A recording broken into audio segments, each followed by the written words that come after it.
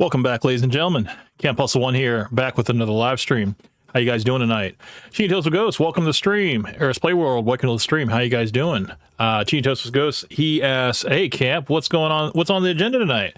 Well, tonight we are going to be getting into user submitted videos. So anything that you guys sent me over the week on Discord. For those of you that aren't part of my community, I have in the description the link to my Discord. And over there, you guys can catch all my videos, all the latest updates, and all the live streams are there as well. And also, anybody that's part of my community, you guys can send me videos and we can cover them. Well, that is what tonight is going to be all about tonight. So first thing we're going to talk about, Clavicular. We're just going to be checking in with him. Apparently, he had a trip to France, and he was trying to see if his American game can translate to the French girls, and it didn't end too well. So we're going to go and watch this and see how he just crashed and burned. And then I also have a couple of videos from Discord that was submitted to me that we're going to talk about. I believe one of them is Feminism as a PsyOp. I believe that was by Tea and Toast with Ghost. Another one by Tea and Toast with Ghost was about matchmaking. And then we're going to check in with F&F because, haven't talked about them in a while. I believe Myron is basically castling. He had Nick Fuentes on, and he basically castled the entire panel.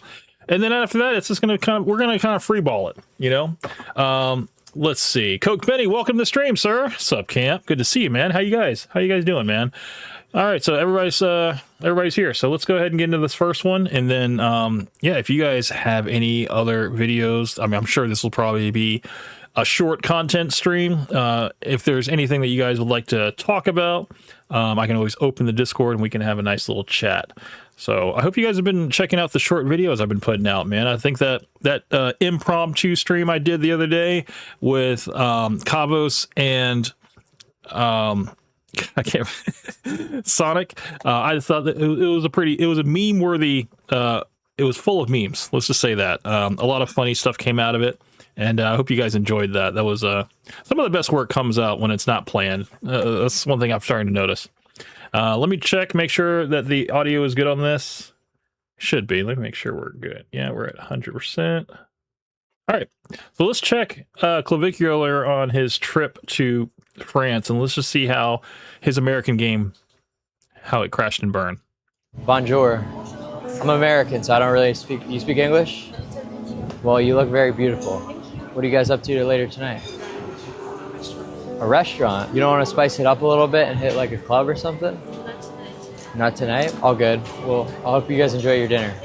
Take care of yourself. Yeah, they wasn't feeling it, so I just Clavicular. Don't look me up though. I could. Are you famous? Yeah. Have a good time in Paris. I hope you will enjoy it. All right, take care of yourself. Bye. Goodbye. Bye. Sure. Wait a minute, that's Clavicular? He looks like young Sheldon. God damn, dude. Why did he have to wear the same gray polo, man? Holy shit. And the hair like slicked back and everything. He totally does look like young Sheldon. That's funny. That's hilarious. Damn. I don't know if that was intentional or not. In the face. Ah, hell no. The thing I like about all these experts that exist on the internet is when they go outside and interact with people in real life. When you're saying... Now, we have covered Clavicular on the past live streams, and he self-admitted that he does not have any game. He's super awkward around women and everything, and he's just trying to get out of that slump. And, leading up to the overdose, he was pretty much very sloppy, and he has a little bit of autism, so he just kind of pushes himself to try to get in front of these ladies and just trying to do it for content. And there's a lot of things that he has to overcome as a what's it called, just as an autist, and some of his fans, people that follow him, say that you should just completely go full autistic, like don't worry about taking all these drugs and stuff to try to fit in and be cool and stuff. Just be yourself, but I think Clavicular knows that if he did that, he probably wouldn't be as popular, or his audience would leave him. Eris Play World come back, she said the shirt is so similar. Yeah, I mean the whole picture itself of him and young Sheldon, man, was like spot on. Very, very adept analogy there. That was nice. Things to a phone screen, a camera, or a computer screen with nobody giving you any pushback or real world feedback on the advice that you have or things that you say, you can get off whatever that you want. And that's why this whole Clavicular situation is so interesting. He's built this brand off of looks being the ultimate cheat code to life. But recently, everything that was supposed to prove that this philosophy was correct and that he should be the go-to guy to listen to has actually been making him look worse. His plastic surgeries get him mocked by his own fans. His confidence seems to be shaken on stream. Yeah, so I believe he just recently got a nose job. I'm not sure if he got it widened or whatever, but apparently he's been getting a lot of backlash from his own community about it. And they said that, yeah, basically it wasn't an improvement. But now that he is healed, he has now taken this Euro trip, and now he's going to try to see if his American game, from Miami, whatever, can translate.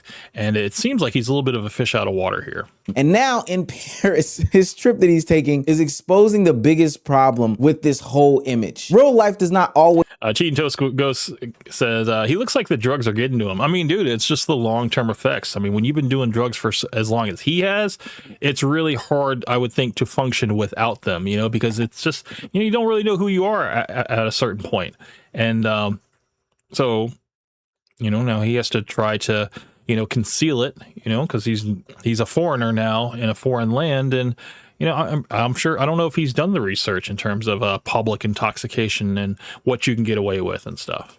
Please reward clout like the internet does. If you're new to this and you haven't already, please hit that subscribe button. Shout out to Omeezy. I forgot to mention this is the creator of this video. He's been on the channel a couple times and stuff, and he always has great coverage. So shout out to this guy. It's gonna go a long way for the channel. My subscriber count is basically my nose job. It's a vanity metric, but I still need it. We need people to subscribe to the channel ASAP. Now, back into the video. Grab your mirror. Oh, Mogs. Yeah, that's pretty good. Right? Way better, yeah. Look at that. You can see the difference now, one side and the other. I like it. Yeah, and this is swollen. Yeah, I can tell. There, Machiavelli, good to see you, man. Haven't seen you in a while. How you been, man? Good to see you, Camp. Yeah, man. Salute. Good to see you, Camp. It's great to hear from you, man. I was wondering if you were keeping up on the videos I've been putting out. A lot of debates, with Sonic, and I would love to hear your input if you get a chance to check out these shorts, man. I mean, they're pretty funny. A couple of people I was showing at my work, and they were just like, Sonic gets absolutely no love in the real world, in terms of, well, in the real world, in my world, he gets absolutely no love for some reason, dude. Everybody has an opinion, and I just love hearing from it. But yeah, you got check out those videos, man. Let me know what you think, man. Good to hear from you, Machiavelli. So that will go away. Way better. Looks pretty hard. Looks maxing may not be a new concept or conversation, but it seems as though Clavicular is taking it to an entire new level. I think most people agree with the concept that, hey, maybe doing a little bit of push-ups, maybe doing a little bit of sit-ups, maybe cutting your hair, a new outfit as a way to make yourself more presentable for the world is a perfectly fine way to go about, looks maxing or being more desirable to the person that you're trying to attract. And then in pops Clavicular, somebody that we've been following for the past couple of months, God knows why, probably because it's been force-fed down our timeline. Seeing his looks... Yeah, I mean, I believe he was put on by Peter Thiel, and, it was pretty much, was able to be pushed to the masses and stuff. So everybody knows who he is, and now it's like, what's going to happen in a couple of years? Is Peter Thiel going to, pull the plug on Clavicular and push somebody else, and then, because I mean, if Clavicular doesn't overdose first, or, his looks just completely descend him, I mean, yes, he's in his early 20s, so he does have a couple more years to go before everything starts to descend. But hopefully he starts to, maybe lessen the drugs and maybe work on, just working out and trying to eat and get enough sleep and stuff. Maybe that might help him out. Machiavelli came back. He says, we can save Sonic still. We need to corner him one day. Hey, man, I'm probably, after all this content that we get through, I'm probably going to open up the Discord, and we can just have a nice little chat. I'm pretty sure Sonic, he did say that he was going to be busy tonight. He said that he had a party that he was going to be throwing tonight, so he might not jump into the stream. But if he does, we will be here until the wee hours, and we'll be more than happy to chop it up if we have to. But the hustlers are always available. Maxing journey. From weightlifting to peptides to taking literal drugs. And I'm talking about, illegal drugs in order to make his jawline look a certain way or make him not want to eat, to even putting an actual hammer to his face. Clavicular has done some of the most extreme things in the world when it comes to changing his physical appearance. And I will say I'll never get over the hammer to the face to basically create micro fractures so that your bone grows back like stronger. Like, I can't tell you if that's true or not. I know him and the other looks maxer, androgenic, he kind of like preached that as well. I don't know, man. I think that, with the plastic surgery and stuff like that, here's my whole thing. I don't think that you should mess with your face. Okay. I don't think that humans have perfected the facelift or any type of facial reconstruction, fully yet. I think once you get older, I think it's just going to start looking weird. And, it's like nothing compares to your God-given face, like nothing compares to it. And I feel like people, it's like getting a tattoo, you get one minor change and you want to get another one, and then you just become like addicted. You just feel like there's just so much stuff that you could fix. And then, by then you're going to end up looking like Michael Jackson by the end of it, and I don't know, man. I think it is a sickness. It's something that, you guys got to be comfortable in your skin, be happy with the person you see in the mirror, and just understand that you don't have to be everything to everyone. That's just like, you're going to drive yourself crazy if that's what your goal is. David, welcome to the stream, sir. David from the UK. Good to see you, man. Taking a hammer to your face is crazy work. Absolutely, bro. I mean, I think he not only did he use just the hammer, I know he varied it up with like a back massager, like the ones that have like the I guess it's like a foam ball on the end or whatever, and he would just like put it up against his face, and yeah, it was just like, I don't know, man. I just thought that he's just he did a lot of YouTube research, probably a lot of WebMD, and I don't know, man. I think being on all of these forums and stuff, and just trying to find his own truth without seeking professional help and stuff. I don't know. He's such a young guy too. He's got that blind confidence that, whatever he's doing is the right thing. And, as long as the money's coming in, it validates everything for him. Had a bunch of different mixed receptions and reviews, but this one that he's doing now, this surgery kick that he's on, is totally, and I mean totally, not accepted by anybody in his community or beyond. Michael Jackson just tipped $2. There's a Greek tragedy to this, a man of vanity who earned his riches pursuing beauty, and those same riches botched him in pursuit of more beauty. Well, I obviously ascended, and everyone's gonna know it soon.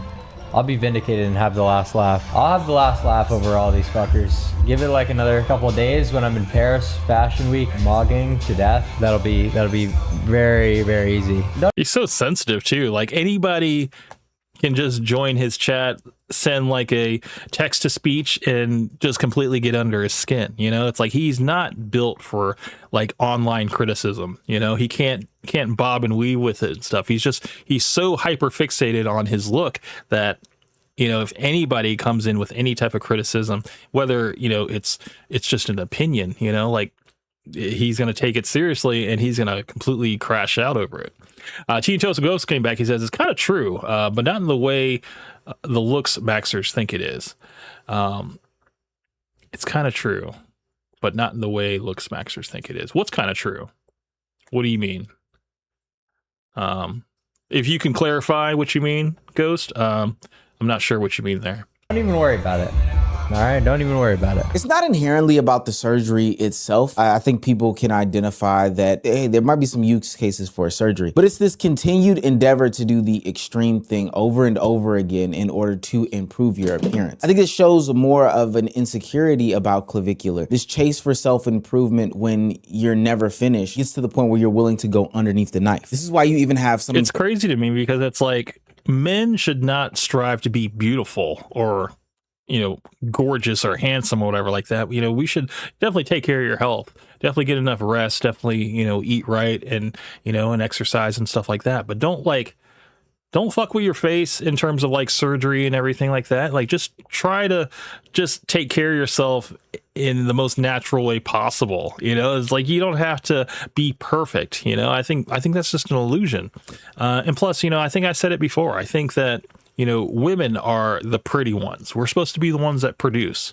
Like all this energy that Clavicular is putting into his looks, he could be putting into, his production of being, a better live streamer, or maybe even learning a skill, something that could actually help him in the long run, because his looks are not going to last forever. What's going to happen when he hits 30, 40?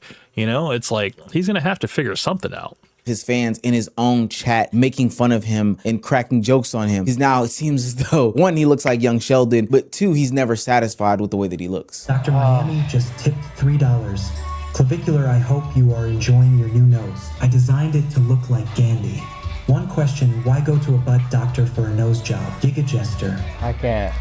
I do not even want. God damn. A butt doctor. I think the rumor was that he went to Dr. Miami, who does all the BBLs in Miami, and I don't know if it's true or not. But yeah, for him to go to a butt doctor for a nose job, that is kind of funny. Stream. Do not make fun of me. It's almost done recovering. Do not make fun of me. All right, please, do not make fun of me. Please. Rabbi Pinto just tipped $2.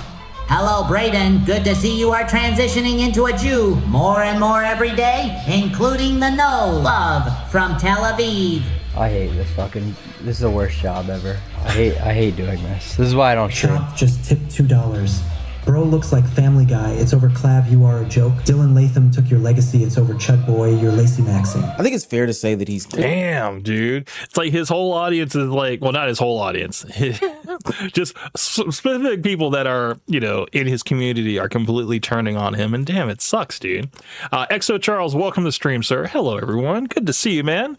And all the hustlers are in tonight, man. And, I hope that at least over here, I would like to preach just work hard and give back to the world in a meaningful way, in terms of, what you produce, like do something that makes you feel good and also is doing good for the other world. This whole like self-loathing and this whole like, trying to like, what's the word? Not self-loathing, but like, trying to make yourself look like attractive to everybody. It's just it's not a reasonable goal. It's like you should just make yourself valuable to people in terms of like your knowledge, your expertise. It's like learn a skill, be well read, be well traveled, have broadened horizons, and it's like just don't be trying to change yourself and then like cultivate like a fickle audience that's just going to turn on you and leave you for the very next person who is on top. It's like, it just seems like, it's like the sooner as much as you get this audience built in, the fastest it can leave you just as fast. And I think Clavicular is starting to realize that. It's like it's not it's a very fickle industry that he is in the whole looks maxing thing. Cheetos Ghost came back. He says, your bones, when cracks happen, they do repair stronger, but it's not the way looks maxers think it is. Oh, okay. Yeah. I mean, I think just the whole, I guess I don't know. I don't know what's true. I do know that, if you do break your bones and stuff, I guess like cartilage or something forms in the cracks of your bones and kinds of makes it stronger and everything. I don't know anything. Okay. I'm not gonna, just don't even quote me on any of that stuff. I do know about, muscle tearing and stuff from working out. And basically that's how you build muscle and stuff by, making tears in your muscles and they get stronger and stronger. But I think they might've, I don't know, maybe applied the same thing with bones and stuff. I don't know, dude. And you know what? I don't even want to know. Like, I can only have only want to have a surface level, knowledge of clavicular and this whole looks maxing thing, because I think it's absolutely ridiculous. I think it's a complete waste of time. And it's like the pursuit of beauty is not a manly thing, you know? So yeah, like, that's why I can't really get behind it. I can only laugh at it, you know? Machiavelli came back. He says, he's a Jewish industry plant. Oh yeah. I mean, I know, it was proven actually that he had close ties to Peter Thiel, and in terms of his inception, and you know, I guess the marketing around him and stuff, and how he just went from being a nobody to being everywhere. And you know, it's I mean, that's I honestly think that there are just people that push a button and you're everywhere, you know? And the same way they can push a button and completely cancel you, you know, unbank you, and just kind of leave you destitute. I think that's also a good possibility. So, you know, this whole time in the sun for clavicular, it's not long, you know, it's going to be short in the grand scheme of things. Really self-conscious about his looks, not just because he's getting these surgeries, which of course is a clear indicator, but also due to the fact that when these people joke with him or poke and prod at all these surgeries, he's getting offended. Even when somebody goes and makes a clearly fake Dr. Miami account and sends him a TTS message about how he made his nose, he still feels like it's just not good enough, or he feels ugly, or he feels like this is hurting him, to the point where he's saying like, yo, this is not the job for me, etc., etc. This is the yeah, you know, and it's kind of like, if anybody saw that stream that I did with Sonic, the most recent one, I was saying, look, you as a man, you have to really not care what people think about you. There's going to be haters online that are going to like judge your appearance and stuff. And you know what? It's like, you can't let that get to you. You know, like, I don't care if I'm not attractive to another man, you know, like, that doesn't bother me. I'm actually glad. I mean, I don't know if you guys remember, but there was a guy that was like, you have, he was like saying something about just like my whole look and stuff, and he's just like, yeah, what did he say? He said, you know, women wouldn't talk to you unless they were asking for directions and stuff. And it was just like, it wasn't that good of a dig, because I'm like, well, in the time of like GPS and stuff, it actually kind of flattered me that a woman would just like want to talk to me to just ask for directions and stuff when she has all of the answers on her phone. You know, it's like, people are making excuses. But I was like, dude, if I don't meet your aesthetic, I'm fine with that. I'm not going to lose any sleep, man. It's like, I'm glad, you know, and actually that's a good thing about you too. Like, if you're not attracted to men, you don't find men attractive. I mean, that's fine, man. That's, I mean, I think we're cool. You know, we can come to an understanding, man. Eris Playworld says, I'm going to watch another video. Bye. All right. Well, I appreciate you stopping in. Thank you for checking in, Eris Playworld. You have a good evening. The same audience that praised him for being attractive thanked him for putting them on the path of getting their own looks in order, and said that, you know, you're one of the more better looking guys on the internet. Now they have turned heel on him and are saying, yo, you look like a doofy for going under the knife for ultimately the attraction of men. Because let's be clear. Yeah, because ultimately, what is the ultimate message here? You know, like, whoever was on the clavicular train was, you know, they were taking his advice. They were, you know, mixing special cocktails and drugs and stuff like that in order to lose weight, drop the pounds and stuff like that. But then also with the whole bone smashing. And then I think he was saying to put like lifts inside your shoe to look a little bit taller. I think he was calling it fraud maxing. And then I think he was also mentioning to take like chicken cutlets and put it on your shoulder and stuff to make it look like your shoulders are more broad. So much stuff, man. I'm just like, gee, this is so stupid, dude. Because I mean, the moment you bag a girl from your looks and then you get into that bedroom, you know, you're like, give me a second, whatever. I got to turn these lights down low. I got to get these chicken cutlets off my shoulders and stuff so you don't know what's going on. It's just like, I don't know. It's like, you're kind of screwed. You know, you're back to square one. And yeah, it's just, I don't know, man. To me, oh no, also another thing I forgot to mention, Clavicular has like, well, he's also proclaimed that he has severe erectile dysfunction due to all the drugs. So it's like, there's no point in trying to attract women because he can't do anything with them. So it's like, what is the point? Are you doing it for the male gaze? You know, like for other men to say that you're attractive? It's like, that's a little sus too. I don't know, man. Clavicular has a girlfriend, and even his girlfriend thinks that this is a pointless surgery. I'm so annoyed at you. For what? You didn't need this. Yeah, but I wanted it.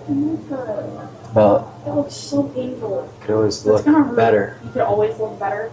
Correct. This looks maxing. This right here is the problem with looks maxing culture. It's supposed to be something that He could give two shits about her opinion. He's like, you're just this temporary girlfriend that I have, whatever. I'm basically doing this for me. I'm not doing this for you. it's supposed to make you more confident, but the scale starts tipping. Now you're constantly being rated by yourself and others. You're being measured, you're being compared, you're being picked apart. And before you know it, you're doing something super duper extreme in order to get your looks in order. And it may not always be as extreme as surgery. I think those extreme diets where you're only eating 2 dates a day falls in that same category, just on a different end of the spectrum. That wasn't supposed to be the thing about Clavicular. Clavicular propped himself up as a guy who beat the system, but now he just looks like somebody that's trapped inside of it. But it's okay though, because we weren't supposed to be the end all be all judges of this. He was supposed to go to where fashion and model culture and looks maxing is supposed to thrive. He was going to Paris to get validation.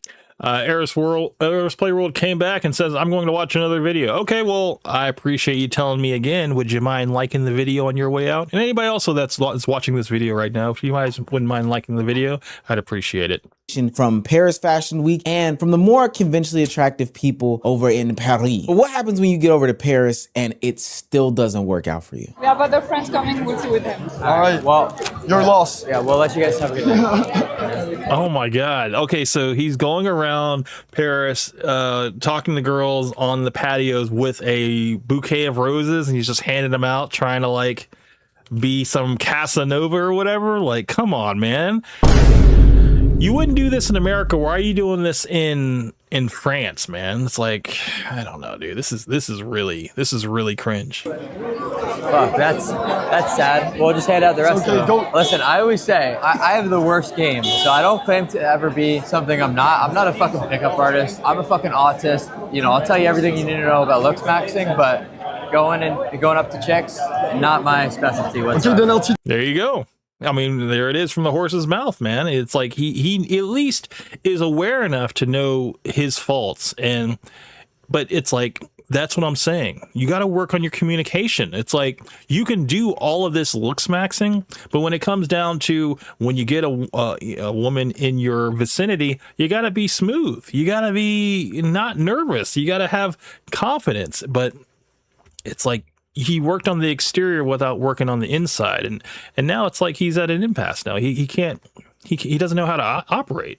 Because French girls are different also, you know? Yeah, that's the thing. Yeah, I'll tell you. In Miami, you go up, you say, hey, slut, you want to fuck? And it works. Yeah, here it doesn't work like that. Well, for me at least. Clavicular is not working for you. The funniest thing about all this is that it's not just the awkwardness of the interaction. It's the fact that Clavicular even looks confused that there is some sort of awkwardness. Like, he's thinking that all the things that he's planned and worked for and thought about and works where he's normally from should just work universally everywhere. He's out there talking. I think he's starting to realize that the internet is a completely separate world from real life, and how people that don't give a shit about any of this online clout that you have are not going to be impressed.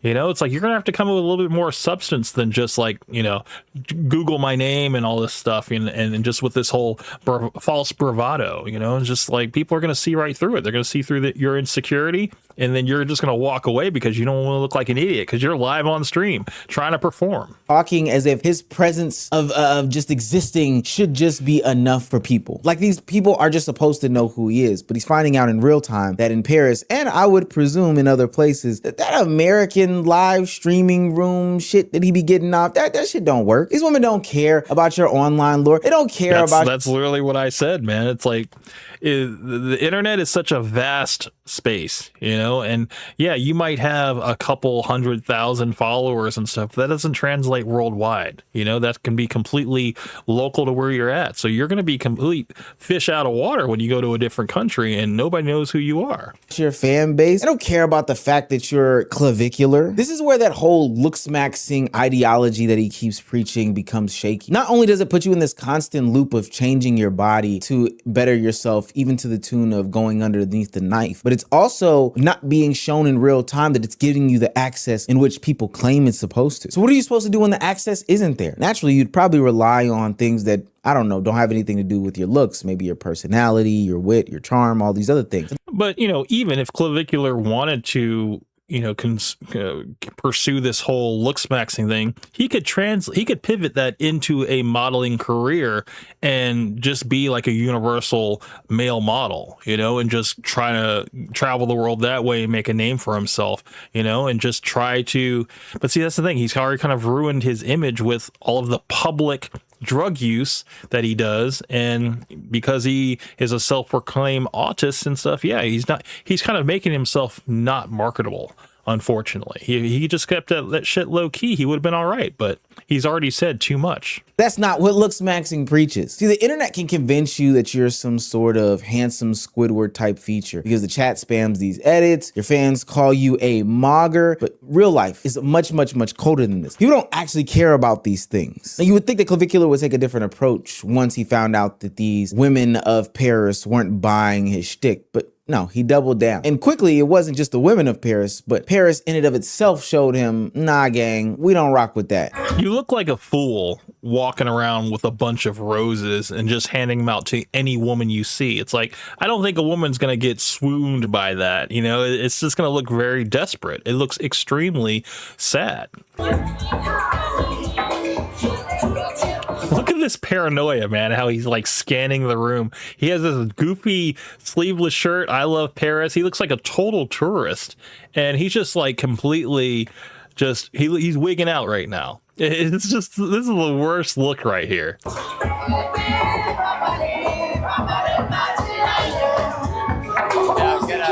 Bro, be safe. Yeah, this is interesting demographics, I'll say that. Paris ain't safe, bro. Fuck this shit. Yeah, this is not safe. Bro, why is this so fucking ghetto here? Like, what is this shit? This is the most ghetto shit ever. Just the thing is, people are already fighting, like, just randomly on their own. So that shit turns into a brawl quickly. Monsieur Clavicular, you look like a petite baby. You know, walking around with bodyguards usually means that you are important, or at least it gives off that appearance, but not here. In this case, it almost did the opposite. Look at Clavicular's eyes in this situation as he walks around. He looks nervous. The whole thing feels forced, like he's trying to create this celebrity type image, and based off of the reception that the citizens are giving him, they don't really give a shit about nothing that he's got going on. And based off of people flipping him off and throwing water on him and just the general nasty stares and looks that he got, this isn't Clavicular taking over Paris. This is more like people want you gone. You look like an annoying douchebag. We really don't care about who you are, and you need to get up out of here fast. And yeah, Americans already have a bad name for themselves in other countries, and you know, it would be better for him to be a little bit more low key instead of trying to stand out and, you know, wearing this I love Paris shirt, you know, and just, I don't know, it's like, try to be a little bit more smooth and more low key about it, and I think he probably would have had a better time. Fair, he does look very, very uncomfortable. Like, that part is totally understandable. When random people are antagonizing you and being hostile towards you in a foreign city, it's not necessarily funny at the moment. But it also exposes this gap between this internet persona and confidence that Clavicular has and the internet people that he expects to care about him because he's done so much work to, you know, fix his body up right and to look a certain way. See, online, Clav can control the room, he can talk over the chat, he can turn criticism into content, but in Paris, he can't control the environment. The women are leaving, the locals react, the streets don't really give a damn about this guy walking through with this big black guy and a camera person, and suddenly the whole looks maxing God thing feels very, very fragile. Now he's running to the internet being full on delusional based off of his whole Paris experience. In a quote he says, "I thought I did something wrong to upset people in France, but it turns out the French are impolite shitbags. Girls from the US are a lot more attractive than EU, simply because the gene pool was devastated during World War II. All the good genes died in war, while the physically unfit stayed back and reproduced. So I'm going to offer my looks maxing course 50% off to the French because not only do they need it, but they also can't afford it at full ticket." So, way to pivot it into a marketing scheme. I mean, he's just like, look, I can help these people, these less than pretty people with my services. It's just like, no, man, you just need to get out of their country. Let me get this straight. You get rejected because you look like somebody tried to sculpt you in clay and messed up several times. And now all of a sudden the French women are the rudest because they don't want to, I don't know, deal with a guy that puts hammers to his face, does drugs, says the most insane things, just has this weird aura around him, chasing skirts with a cameraman behind him. You give off douchebag energy and they're supposed to bend the knee for you. That's what we're supposed to believe. Get the fuck out of here. This is where the whole mask starts to slip, in my opinion. Instead of Clavicular saying, yo, Paris humbled me, gang. I probably got to change my approach to this whole situation, do something different, push a bunch of different narratives. Instead of doing that, Clavicular went ahead and just threw everybody underneath the bus. Because it wasn't him. It's not him. It's this entire place and space that's got him fucked up. This is why I mean, he's just now another arrogant American now, you know, that's all it is, you know, and he's not a good representation of our country. And you know, it's actually him being this vain individual, you know, surrounding himself with cameras and security and stuff. It's not giving him the same type of reaction that he would get in America, where, you know, people are always trying to seek attention. And, you know, he goes to a different part of the world where like that's not really a priority. You know, people are a little bit more real and, you know, not so online like that. Yeah, he's starting to get a rude awakening that, yeah, he needs to figure something else out. Anti-looks maxing, at least the way that the movement has been, you know, pushed in the past couple years. It's shifted from, hey, I have to prioritize and focus on what makes me better from a holistic standpoint, and has gone straight to the looks of it all. And maybe it's because the looks of it all is so easily accessible that, you know, you can pay your way into it. But ultimately, when the looks aren't everything and it's falling apart in real time, just like it was doing it for Clavicular, it's not that, hey, maybe I need to work on myself. Maybe it's my personality. Maybe it's my humility. Maybe it's all these other things. It becomes this, hey, these women are lower quality. It's not about me. This country is worse. You know, they don't understand what they're looking at. This is a 10 God Mog Max. It's amazing. Yeah, but he needs to work on his communication skills, you know, being able to speak in public and just being able to talk to people, you know, randomly on the street. I mean, sure, you're going to encounter people that don't want to have the camera in their face, you know, and they're going to see it as insincere because you're going to try to strike a conversation when they understand that you're doing it for content. Otherwise, you wouldn't be talking to them.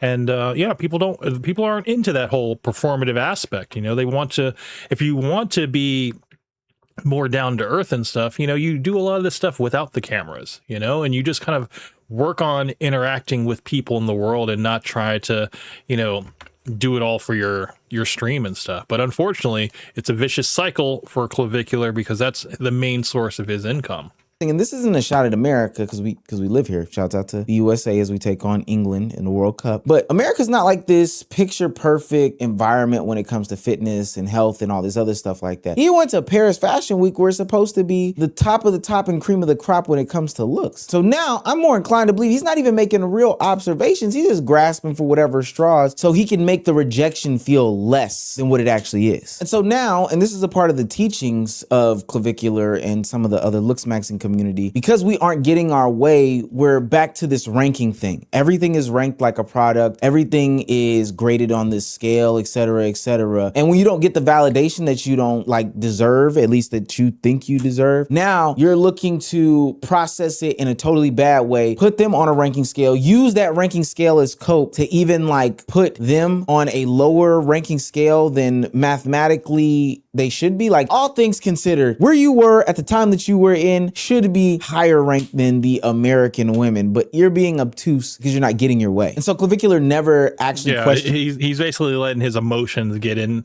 the way of his objective sense and stuff. And yeah, I mean, it's got to be a shot to his ego.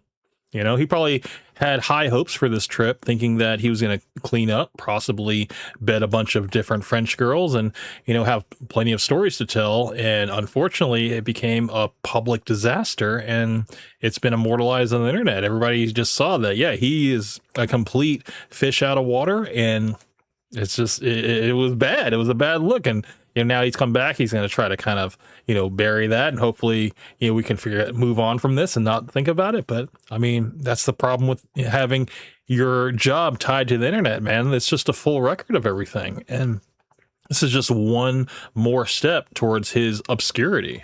his mindset in it all, he just kind of doubles down in this thing that only works on the internet. And I guess it makes sense because you're going to spend 90% of the time back behind your computer desk anyway, right? So like, who really gives a shit if it doesn't work IRL, as long as you can sell somebody on the fact that it does work? I think the reason why this whole Paris situation hit the hardest to me is because, I mean, for what it's worth, people were already questioning Clavicular's looks. They were looking at him sideways. They were questioning the ideology. But when he put it to the actual test, it only gave more proof as to why, it doesn't work. The Paris trip just gave it a new stage to prove that it didn't work. Clavicular's recent downfall is not that he got rejected in Paris or clowned for the surgery. The bigger issue is that he built this whole identity and the idea that looks equal power. But recently, the more he chases this power, the less powerful he actually looks in it. Paris was supposed to be proof that what he was doing was working, right? All of the drugs, all of the hammers, all of the going under the knife. People in his chat, in his community, in the States didn't understand it all. So he was going to go to a place in space where they were going to truly appreciate it. And in reality, they just didn't. Why? Because clout doesn't automatically mean some sort of attraction. The security didn't make him look untouchable. It actually made him look uncomfortable. And his surgeries didn't silence the criticism. It actually gave the audience new material to laugh at. And the saddest part about it is that this same culture that rewards him for judging all these people is now judging him harshly. That's the real story is. The foundation and lifestyle that Clavicular has built is now the one that is actively breaking him down. And I know he can't handle it. Ultimately, he'll probably go back under the knife of a Dr. Miami to get another nose job and then be on this perpetual cycle. That whole looks maxing shit for validation was so overblown anyway. And I know that most people weren't doing it in the fashion that they were, but I think this should just be a warning sign for anybody looking to do it in the future. I promise you, it does not yield the results that you think it does. You look really, really silly doing it. I'm not gonna lie. You look really, really silly, and that confidence only exists on the internet. Bonjour. Shout out to Omizi for that video, man. It's like I would have never known that Clavicular even went to France to try to, spit some American game. But yeah, I'm glad that we got to see it just didn't translate. Like the girls were just like, "Who are you, and why do you think you're this hot thing?" It's just it was probably a rude awakening. Maybe something that he needed to happen and maybe humble himself a little bit. AJ, welcome to the stream, sir. Clavicular is such a clown. Yeah, dude. And it's like guys like you and me, like we can look at these looks maxers and we can just laugh at them, man. Because honestly, it's like it's like the gender roles have been flipped. It's like men are now thinking, oh, well, if I just look good, I can get into these places and I can get a lot of favor because women get favor all the time. Beautiful women get led into all different types of, exclusive parties and, and clubs and stuff. But if I do that, I can do that. It's like, it's the world for a man is completely different, man. And it's just, Clavicular's a young guy. He has no idea, he's literally flying at the seat of his pants, man. And he's just doing whatever he thinks is going to get him to the next level. And unfortunately, what he doesn't realize is that over time, his looks are going to descend. It doesn't matter how many surgeries you get. It's like you're going to look in the mirror tomorrow and you're going to be older no matter what. So, I just thought that was funny, man. That's all I had to say about that. I just thought that it was just nice to see Clavicular getting that rude awakening and, also getting pushback from whatever support or followers that he has and stuff, just telling him like, yo, that was a mistake. I don't even know how much he spent on that nose job, but couldn't have been cheap. And now, he's probably feeling a little bit of regret now, because it didn't give him the result or, the love that he was looking for. So very, very sad. So the next thing I want to show you guys is actually, I wanted to talk about, so this was sent to me from Tea and Toast with Ghost. It's talking about, it's a video by Jack Neal talking about, women. What is it? I think, hold on, let me go back. I want to say, yeah, this was basically talking about, like, I guess feminism being a psyop. Now, I haven't watched this video, but I did want to kind of do like a fresh reaction to this. And then if you guys have anything to say, but yeah, the title of this video is "We Didn't Choose This: Why the Elite Used Women to Destroy America." And Savannah Faith Stone, I guess, is the one being interviewed here. Chi and Tosugo said that this was going to be an interesting video, so let's check it out and let's see for ourselves. Savannah, a good place to start here. 39% of baby boomer women identified as feminist. Millennial women, 46%, and 53% of Gen Z women self-identify as feminist. Jesus, dude, that is more than half. That just means that this whole feminism thing is taking over the majority now. You're really going to have to go to small towns and, places away from large cities to probably find more traditional type girls that were raised with, the family aspect, the father being the leader of the household and, women being more submissive and supportive. And, I think once you get away from the large cities and stuff and you start, you start realizing that, I think, there's going to be patches of untapped areas. But I think feminism is going to be all around in the major cities, especially with the internet. It's going to be an ideology that's going to be pushed and it's going to be able to reach everybody worldwide. Even countries that were traditionally, had the gender roles kind of still intact, now they're starting to mold towards Western, Western ideals. Why do you think so many women call themselves feminist in 2026? And why do you think so many Gen Z women specifically are feminist? Women call themselves feminist without actually knowing much about feminist thought. They don't really research into it. They just kind of regurgitate what the media, celebrities, and the news says. And they call themselves feminists because they feel like they owe it to the sisterhood, right? If you say that you're an anti-feminist, then you're basically kicked out of the sisterhood and you're betraying your own kind. You're betraying women. Yeah, I do believe the term is called pick me. And pick me is like a bad word in the sisterhood, to be a supporter of men and, I guess a person who carries the flag for the patriarchy, it's just a bad thing to do. Someone who is traditional and stuff, it's like, why be like that? You don't need that man to hold you down. It's like, just go out and get it yourself, female empowerment. And with Gen Z women specifically, I think we've just seen feminist ideology progress so much, like from first wave to fourth wave, that now every sort of freedom that they see as, like sexual empowerment and abortion and being an independent woman, all of that they tie to feminism. And so if they don't feel like they have freedom, well, then they can't identify with the feminist movement. And what freedom do you think feminism gives these women to where they want to identify with that label? Well, it hasn't actually given us any freedom. It's sort of enslaved us. It's made us feel like in order to be valuable, in order to be empowered, we have to be exactly like men and be just as successful as men. And also, didn't I say that there were like countless videos that I watched of women that were girl bosses, that were, top of their company, CEOs, and, had the house, had the nice car, were taking the vacations and stuff like that, but they didn't have a man, they didn't have a family, and they were crying into the camera saying that this is not the life that they thought it was, like, yes, they have the comfort of a secure job and, and finances and all that stuff. Like, they're fine with that, but they're not fulfilled. They're still missing that little piece of, something that gives their life purpose, like they thought that they would find that in this corporate executive job and stuff, but they are not. They're completely unhappy. And now they've reached the age of like 35, almost 40, and they have no future prospects, no, nothing, not even a boyfriend to speak of. But they have this nice house. They have, the nice car. They maybe even have a couple dogs and stuff. And now they're just like, yeah, this is not what I thought my life was going to be. I thought I was going to be married by now. I thought I was going to have a couple kids and everything. But now that possibility is slipping away. And yeah, it's like you can't turn back time, unfortunately. The choices that you have made and the seeds that you have sown have brought you to this.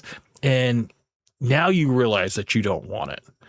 And now you realize, damn, dude, I should have I should have really used my time wisely and stuff instead of trying to, chase my career and make that my sole focus because I'm not fulfilled. So I think that's what's waking up a lot of these feminists. Is exploited us sexually with OnlyFans and porn and Instagram now basically being porn. They think they get all the rights from feminism, the right to speak, the right to get divorced, the right to vote, the right to be a public figure, all of it. When in reality, women were working before feminism. Women were public speakers before feminism. They actually could have a bank account. Some feminists will say you wouldn't be able to have a bank account without feminism. That's not true. The only thing that is true is that women couldn't be held responsible for debt because they saw men as protectors and providers. So only men could be held responsible for debt, which is kind of nice because now women can go into hundreds of thousands, millions of dollars of debt and be liable for that debt. So that is the only thing that has changed as far as the financial part. Women could also work, right? So like the telephone was invented in the 1800s. Right away, women were being telephone operators. And to say that we wouldn't be able... Because women like to talk. It seems like a natural job for women to fall into. To speak is not true either. It was really a separation of class. So if you were a wealthy woman, you could do whatever you wanted. You could be a public figure, you could be a public speaker. If you were a poor woman, you didn't really have those opportunities. So it was actually divided by class and race and not by gender. I want to touch on something you said. You said women didn't have the right to divorce their husbands? That's what they say. Correct. Is that true? That's not true. Now we have no fault divorce. So feminism gave us that. But I don't think that's a good thing. But yeah, they did have the right to divorce their husbands. You got women that are divorcing their husbands at like 40 and going back on the dating market and realizing that it is a desolate wasteland. You got nothing but 20-something-year-old guys that will totally take you on in terms of a sexual, prospect. But in terms of a relationship prospect, no. Nobody's going to really stick around for that. They didn't have to stay in marriages. Break that down for me. So what exactly is no fault divorce? If a woman files divorce towards her husband, right, like she can't be held responsible for anything that happened in that marriage. So let's say she cheated on her husband, she can still get millions of dollars of money in divorce settlement, even if it was her fault that the marriage fell apart. Savannah, with 53% of Gen Z women identifying as feminist, they'll be the first generation facing... It's awful, man. And, I do kind of understand the reluctance that Gen Z men have towards, the institution of marriage, knowing that a woman can completely cut you in half and basically take you for all you're worth. And even if she cheats, but I think ultimately it comes back to you, the man, choosing the right woman to marry, and it's not like these women change overnight.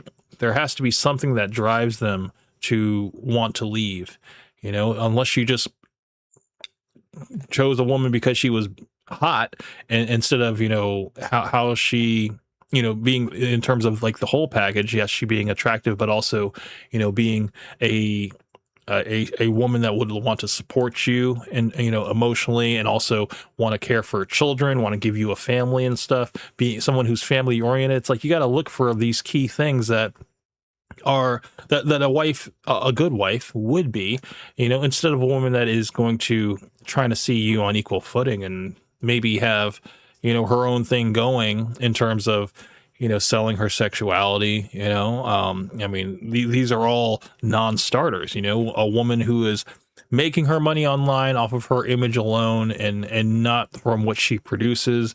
Any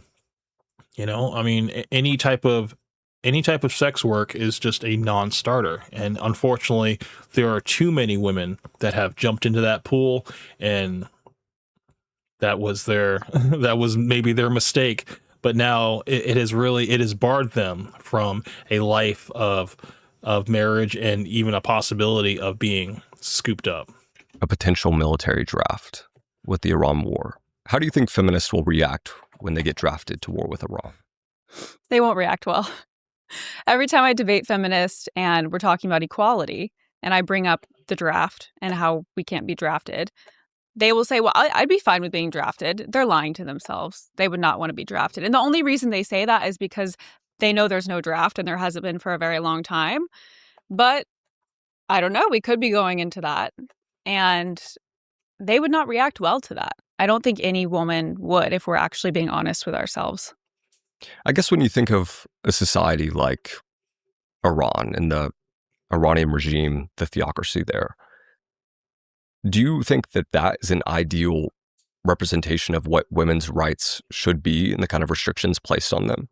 No, I'm not a fan of Sharia law. And what's interesting is feminists are fighting so hard in America for the rights of American women as if we don't already have more rights than any other country.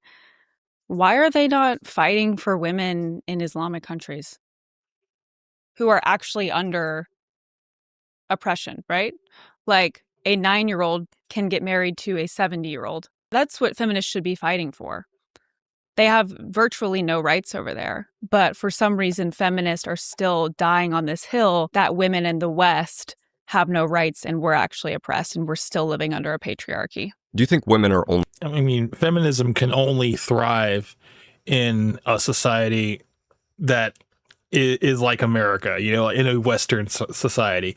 Whereas, you know, you go to a third world country and stuff where gender roles are fully in place, you know, and women are looked at as second-class citizens and stuff. You know, they basically are the supporters of men, where men are the leaders, and you know, there's an understanding there. It's like only feminism can only thrive in a first world country. It's just what it is. Feminist when it's convenient for them. Yeah, and I think a lot of women are confused about what feminism actually is, because when you argue with them and you ask, well, why are you a feminist? They'll say, because I believe men and women are equal. That is the textbook definition of feminism. But it's never been about choice or equality. It's always been about direction. It's always been about controlling what women are doing. Early feminist Simone de Beauvoir said very famously, women should not have the choice to stay at home with their children, because if they do, all women will choose that. That was not the only feminist that said something like that. Pretty much all of them. Kate Millett said, feminism will never succeed until the nuclear family is destroyed. So it's never been about choice or about equality or you can work or you can stay home. It seems like, you know, with Gen Z, that's kind of becoming a reality. You know, there's a lot of men that are just bowing out of seeking marriage and just basic relationships. You know, people are getting to the point where they don't have the social skills. They don't have they just don't want to do it. They just think that it's not worth it to them. So I would definitely say that the generation after the Generation Z is certainly shaping up to destroy the family. You know, it's not going to be in the cards for them. Always been about pushing women into the workforce and having them ignore marriage and family. Would you say modern feminism has made women happier? No, and we can look at every statistic. The happiest women are married women with children. There's also something called the paradox of declining female happiness, which shows that we are more free, technically, than ever as women in society. We have more opportunity. We can basically do whatever we want. But the happiness is steadily declining in women. Yeah, they're the most free, but they're also the most medicated, the most depressed, the most unfulfilled women in history. And it's wild, you know, when you take away the benefits that you have, you don't realize what you have until it's not available to you. So, you know, women that didn't own washing machines where all I had to do was hit a button, they had to hand wash everything, hang it out to dry, and then do it all over again. You know, it's like that's a luxury that American women don't have to worry about. And, you know, just that small aspect. I mean, you got women that don't even want to cook. You know, they would rather be with a successful man that can hire an in-house chef or, you know, a maid to clean up the house, or, you know, it's just like all of this stuff has been outsourced. And It's almost like, okay, yeah, you want the lifestyle, but what do you want to give to the person that's providing you that lifestyle? Crickets. You're not going to hear anything. I would guess it's your view that women who signed up to support the feminist movement didn't know what they were signing up for exactly. Do you see the feminist movement as evil? And tell me about some of the origins that most people misunderstand. Yeah, so I don't necessarily think there was a lot of women that signed up for the feminist movement. If we're talking about first wave and we're talking about the 19th Amendment, the majority of women actually did not want the right to vote. It was a very small group of radical revolutionaries that had a lot of funding behind them. It was not this grassroots movement where women kind of looked around and they said, you know what, like, we're really oppressed. We don't have the right to vote. All of our husbands hate us. We're just stuck at home and we're bored housewives. That wasn't the case, but everyone thinks that. Even the beginning of feminism, like the first wave, it has a lot of occult practices. There's witchcraft involved. Pretty much every single feminist was involved in some sort of witchcraft or new age spirituality. And that has kind of translated into today as well. You'll see like a lot of feminists still practice that new age spirituality because religions like Christianity were seen as patriarchal with God the Father. So they saw that as oppression. The women that marched for feminism, I would say they were evil. I would say they were practicing evil things. But again, this was such a small minority. It was not the majority of women that wanted feminism. Can you tell me more about that, the witchcraft portion? A great example is Gloria Steinem's Miss Magazine in 1972. And this magazine traditionally was like beauty tips and homemaking tips for housewives. And with the CIA's funding, Gloria Steinem published this magazine in 1972 with the Hindu goddess Kali on it. And if you look at her, if you like pull up a picture of this, she's got like 8 arms. At the top, it's like Gloria Steinem on sisterhood, raising children without gender roles, abortion. The magazine completely flipped into a progressive magazine. And the goddess on the front, Kali, was known for the demonization and destruction of men. Are there any other examples of the feminist movement being related to witchcraft? And I don't know a ton about witchcraft personally, but I would guess that the idea of women empowerment and worshiping Mother Goddess as opposed to patriarchy is very common within it. But do you have any other insights on that? Yeah, all the early feminists, they had to find religions that were not ruled by men, basically, like with God the Father being patriarchal. So they worshipped all these goddesses.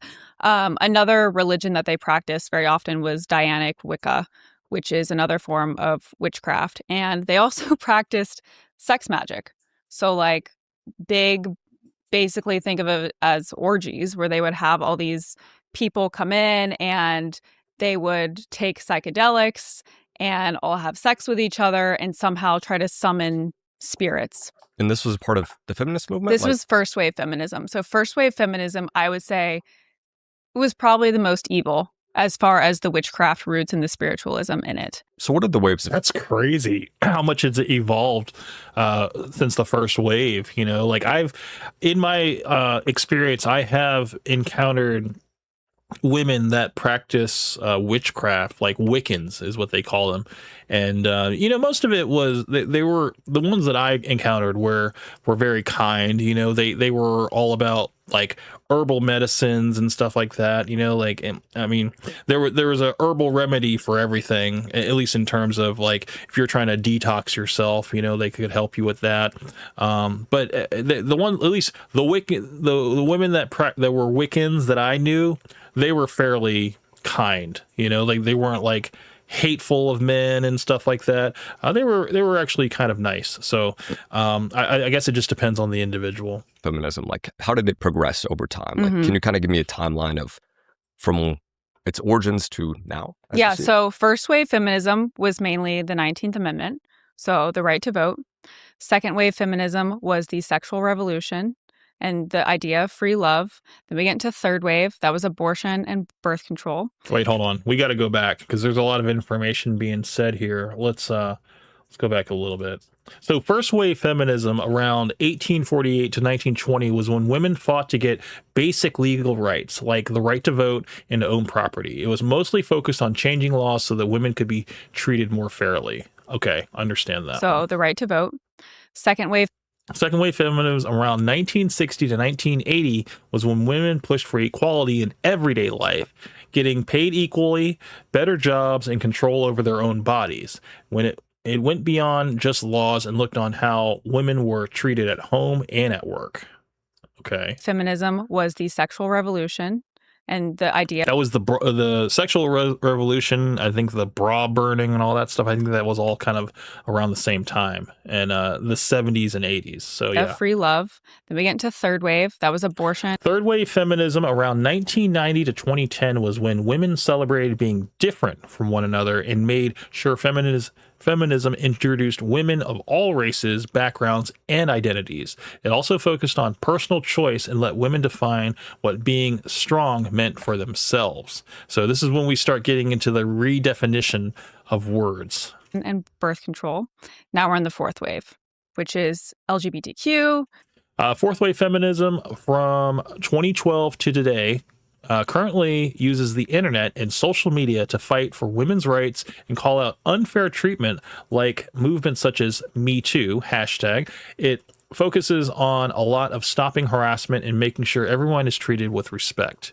So yeah, I mean, we're definitely in this weird gender fluid time where, you know, even defining a woman is difficult for some people, and to ask what is a woman, people will say, well, it's whoever identifies as one, which is completely incorrect. But that's just a little side note there. Transgender ideology, DEI, basically everything that we're dealing with today. How does like LGBT and DEI fit into feminism? That's where I get so confused. Right. And it literally does not make sense to me how we are protecting women when we're putting men in women's sports and men in women's bathrooms. I don't know why we're... And we've covered this before, and I think it was a good conversation that, you know, needed to be had, at least in terms of where we stand on certain things.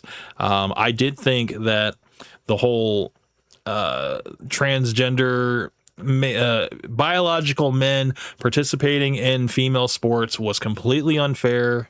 And in terms of, you know, going up against biological women, it's not fair and it's not safe. And, you know, I think we have to take that into consideration.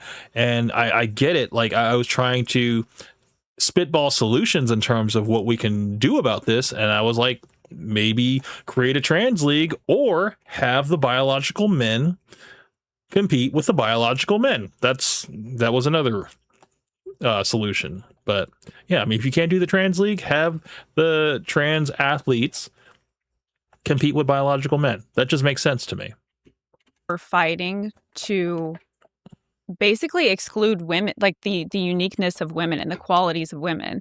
Like, for example, things like Leah Thomas or Caitlyn Jenner on Time Magazine or Woman of the Year. That feels unfair to women, right? That was crazy that Caitlyn Jenner got Woman of the Year, being, you know, the father of, you know, all of the Kardashians and stuff, an Olympic gold medalist, and then, just transitioned into Caitlyn Jenner and became Woman of the Year. I just thought that was the craziest slap in the face to all women. That feels like we're still putting men's interests, biological men's interests, in front of women. But they say that that's part of feminism because technically we're all equal and we're all the same. Yeah, so I don't want to put words in your mouth here, but the way you described it to me sounds like this movement, the first step of it was give women the right to vote. And then all the other subsequent movements were trying to appeal to women to kind of change society, change laws. Like, is that kind of how you see this? I think they knew what women were going to vote for because pre-19th Amendment, women were worried about how clean their communities were, if the children were taken care of, their homes, their husbands. Post-19th Amendment, now we have abortion, DEI, LGBTQ, transgenderism. Those are women's issues now instead of what they were beforehand. It's totally evolved outside of women now, and it's still come back full circle to biological men and now protecting men under these women's rights. It's completely backwards, man. We've basically, the pendulum has swung too far now. I think they knew what women were going to vote for. Even now, Like 82% of women in New York City voted for Mamdani, a man who would not condemn Sharia law. And I'm sure all those women would identify as feminists.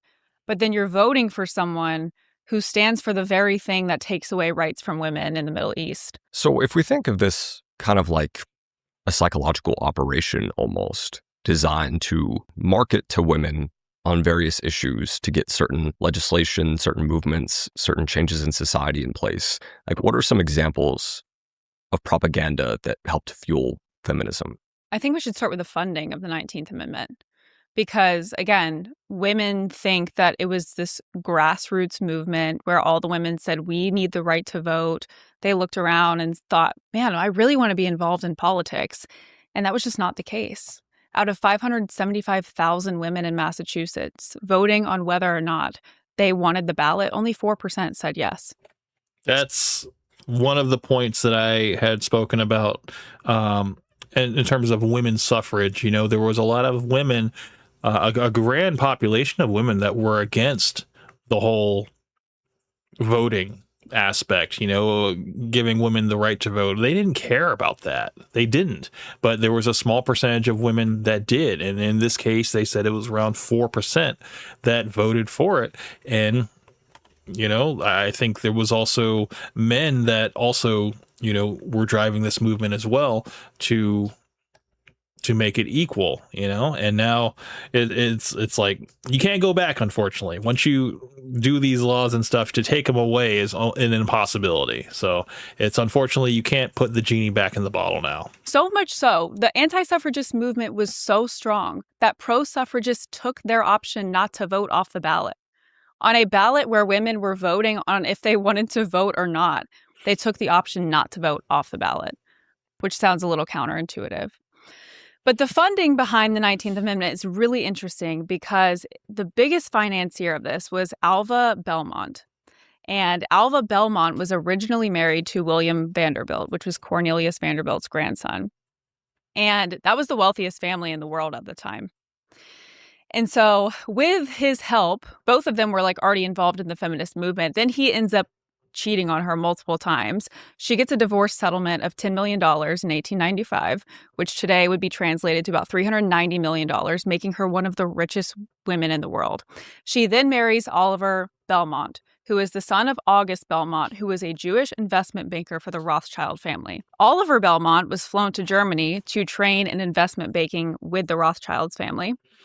And then because she had so much money from that, the $390 million in today's society, she donated so much of it to the National American Suffrage Movement. She even bought them an office. So all of these wealthy elite families were involved in funding the 19th Amendment. They really had no backing because most women and men didn't even want it. So they had to have funding for it in order to get it passed. There was another woman named Phoebe Hearst, pretty much the same thing, super wealthy, also funded it. It was all of these wealthy elite families, and even the William Vanderbilt was one of the founding members of the Jekyll Island Club. And so all of these elite families were meeting in secret, trying to figure out how can we fund this amendment to get it passed, because no one really wants it. It's not working for us. So the Jekyll Island Club was a private retreat on Georgia's coast founded in 1886, where top financiers secretly met in 1910 to draft early plans for the Federal Reserve, which, you know, that's where all money is borrowed and returned eventually. So we have to somehow get it passed. And the way to do that is money. Why do you think the elite wanted women to vote so bad? To spread all these left-wing issues. They knew that men were never going to vote for things like abortion and DEI and gay marriage and transgenderism. So they had to have women do it because women are led very emotionally. Even the anti-suffragists, they had a lot of compelling reasons for why they didn't want to vote, which is why I believe it's hidden from history. The things they said is women's nervous systems cannot handle politics. They are going to go emotionally insane. We see that playing out now. Break that down for me for people who don't know what is the women's anti-suffragist movement? I've never heard of this. It's hidden from history. Yeah. It was all of the women that were against the 19th Amendment. It was a bigger movement than pro-suffragist. It was bigger? It was way bigger. There was more women involved in that, like fighting against the right to vote. because they knew that they predicted this. They predicted that the birth rates decline. They predicted that it was going to break apart marriages and families. They predicted the demonization and domination over men. And all of that has come into fruition. How do women not realize how feminism is hurting them? Like, obviously, we see unhappiness, we see loneliness, but what are some of the effects women don't realize in their life? I think the 4 biggest things that feminists really ignore that happen in congruency with the smashing of the patriarchy is, number 1, we can't even define what a woman is anymore. I don't know if you saw Matt Walsh's film, What is a Woman? Basically flies around the country asking all these professionals, like these professors, what is a woman? And they can't define it. And the only one that can define it at the end of the movie is his wife, who says an adult human female.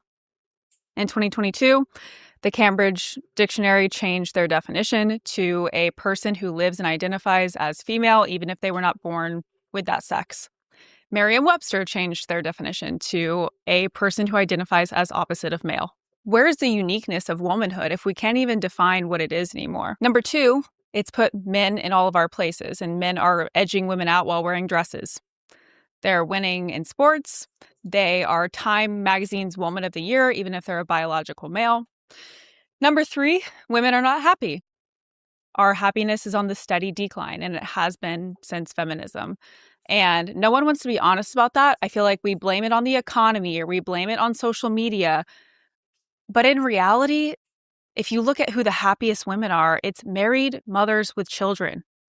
And over 50% now of women ages 20 to 39 are childless and not married. Also, and a lot of these women that are not married and childless are on OF, and they have, they have Instagram and they have other adult sites that they're part of, because when you don't have the security of a man, you're going to seek security in finances. You're going to secure yourself. So what is the best, easiest, low risk way of doing it is selling your soul, selling your body and stuff. I mean, but you don't want to walk the blade, walk the streets and stuff, selling your body, but you can do it digitally now from the safety of your own home. All you need is an internet connection and a camera. You know, it could be your cell phone. And it's become so widespread and just like a path to financial independence that women are like, you would be stupid not to do it. When it's just like, you have no idea what you're giving up. You're giving up a possible future with, the husband, the father of your children, the family unit that you could potentially have. You're giving that up for a little bit of financial security. And, unfortunately, that's the path a lot of women have taken. It's created this gender war between men and women. The sexes have never been more divided. And I think we see that very plainly in today. It seems like the men are blaming the women constantly, and the women are blaming the men for all their problems. When you think of male loneliness, female loneliness, male unhappiness, female unhappiness, not getting married, not having children is the core cause, in your view, of generalized female unhappiness. Like, what do you think is the cause for men? Do you think it's the same thing? I think porn is really hurting men in general. Women are out competing men on every single level. They're graduating college at higher rates. They're making more money. They're more successful in their careers at a younger age. When you throw porn into a society and you get all these men addicted to porn, well, then they have no motivation to go out and succeed, because traditionally men went out to compete with other men and succeed to get the woman. But now if they're getting that dopamine hit from porn, well, then there's no reason to go compete and try to get a woman. It literally makes the whole hunter-gatherer thing, if you were to relate it to like gathering food and stuff, like, yes, as a first world society, we are not hunter-gatherers anymore. We don't have to do that. We just go down the street, go to the grocery store, or we order, if you take it to the next level, you just order Uber Eats and you have the food brought to you right to your couch. And hopefully to God, you're not sleeping on your couch with your pants down, but it's like, it's so much easier for us now. And with, adult content at our fingertips, yeah, it's literally taking the drive to basically go out and form a connection with a person of the opposite sex, you know, and just the social skill to, you know, develop yourself as a human being is completely being stripped away, and people don't even have to do it. They can just stay in their house and never leave their house and be completely sexually satisfied, emotionally satisfied, up until, you know, it's to a point where they have no social skills whatsoever, you know, and they've just been biding their time and just living their lives this way. I think it really is. It's a degenerative trait in society, and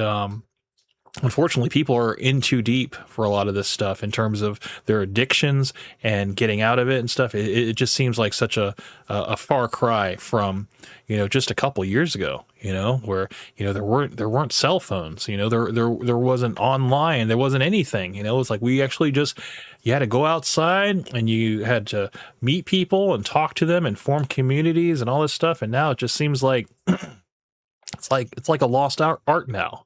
You know, just being able to talk to somebody and have a meaningful conversation and, you know, not have it end in some, you know, awkward disagreement and stuff, you know, or a power struggle, you know, just being cordial with people is something that is kind of lost nowadays. Do you think men replace marriage and kids with porn, and that's largely hurting them? What is the equivalent of porn for women, I guess, in your view? Definitely social media. But also, I think bureaugamy is contributing very largely to women's happiness. And that is the idea that the government replaces what a husband and family could give you. This is literally what I was just talking about. This term, bureaugamy, is an informal term not found in dictionaries describing when government benefits replace the financial role of a spouse for single parents. So basically, you know, seeking financial security rather than the security of a loving relationship, that is what is taking the place for modern women these days. Now they are starting to chase their careers, chase the comfortable life of financial security, and completely foregoing being in a relationship because they feel like they can do it all on their own. So government assistance programs have basically replaced the man in relationships. The Obama administration created this woman, not a real woman, prototype named Julia. From birth to death, got all of her assistance from the government to show that a woman could be independent and on her own, didn't have to get married, didn't have to have a family, and the government would take care of all of her needs. Are women able to get like more access to funding from the government than men in general? That depends, I think, on income status. But if you're like a single mother. Okay. There's a lot of assistance in that realm. That makes sense. What would society look like if we actually reached true gender equality? I don't think there's any such thing as true gender equality because we're never going to be equal. And when I say equal, I mean in sameness, because that's kind of what they define as equal. Equal in value, obviously, but in who we are as people biologically, we're not equal, and we're never going to achieve that. And I don't want to achieve that. Well, they want to push like equal opportunity versus equal outcome. You know, it's like women complain of this whole wage gap, but they're not willing to take on the jobs that pay this specific wage. They're not willing to put their lives in danger to make the same amount of money that men make. They would rather take a more comfortable air-conditioned job behind a desk answering the phone. Whereas, or, you know, maybe even caretaking, you know, dealing with jobs with people whereas men will fall into jobs where they kind of deal with things, you know, things that are, at least in terms of the technical term, working on machinery, you know, woodworking, electricity, you know, stuff that basically powers the grid, things that keep society going. A lot of that is male dominated. And, you know, you have to be tough to do these jobs. And it's just a biological reality that women are softer than men, and they're just not built for these type of jobs. The idea that men can get pregnant, women would have to be drafted. The husband and wife dynamic would probably just completely crumble, as it already is. True gender equality would be a mess, and they would have to involve a lot of science into it, as they already are, changing people's genders, trying to make it to where men can become pregnant. I think that's where we're headed, sadly. But feminists will still march for that. Even though they say it's about protecting women and elevating women, it's really about just making us all the same, which is detrimental to our society. What's the darkest part of history that feminists don't talk about? I would say for sure the witchcraft that was involved with feminism. As far as spiritually, it's the most evil. But the feminists that I argue with now, they don't really care that there was paganism and witchcraft involved in feminism, because they do practice those things. I would say a lot of the funding of the feminist movement is pretty evil because it's hidden from history. They also hid the anti-suffragist movement from history completely. Like, when I tell people most women didn't want the right to vote, they're like, "You're lying." I'm like, "No, you can look this up. They really didn't." They hid the reasons for why women didn't want to vote as well. So I think the most evil part is honestly that all of us as women are raised in a society where we have to say that we're feminists because we owe it to our gender and owe it to our sisterhood. And you can't ask any questions about it, or you're betraying the sisterhood. So we grew up our entire lives believing that women had this grassroots organization where they fought super hard for their rights, and they were finally given their rights after fighting so hard. And all of this has been given to you by women, and you should be so grateful to women. But in reality, we're just being lied to about history. That's what feels the most evil. How about the Planned Parenthood movement? Are you familiar with the origins of that one? Yeah. I know briefly about it, and I've heard rumors about some of this, but I'm not really sure what's true. What's the origins of Planned Parenthood? Margaret Sanger was the founder of Planned Parenthood, and she was part of the eugenics movement and wanted one perfect race, which happened to be the white race. So Planned Parenthood was marketed very heavily towards Black women. Now, who's getting the most abortions today? Black women. They wanted to push it to Black women in order to obliterate the Black race. So it is rooted in a lot of racism. She also came up with Planned Parenthood because she said her mother, Margaret Higgins, died of having 18 births and 11 children, which was not true. Her mother died of tuberculosis, which was very common at that time. But they pushed this story to push Margaret Sanger's radical ideas that no, women having children, it's going to kill them. It's not good for their bodies. There's a lot of evil behind birth control as well as Planned Parenthood. Margaret Sanger also helped with the formation of birth control as well. Do you think getting an abortion is healthy, physically or spiritually? Spiritually, I believe it rots your soul. Honestly, if you were, I'm not, I'll never, I'll never be able to understand the mental anguish that it puts a woman through to have an abortion, but I can only imagine that it is a traumatic event, similar to self-deletion, but just of somebody else that was close to you, I can only imagine that it's on that similar scale. And it's not something that ever leaves you. It's something that I think that is going to be always pushed to the back of your mind, the woman's mind.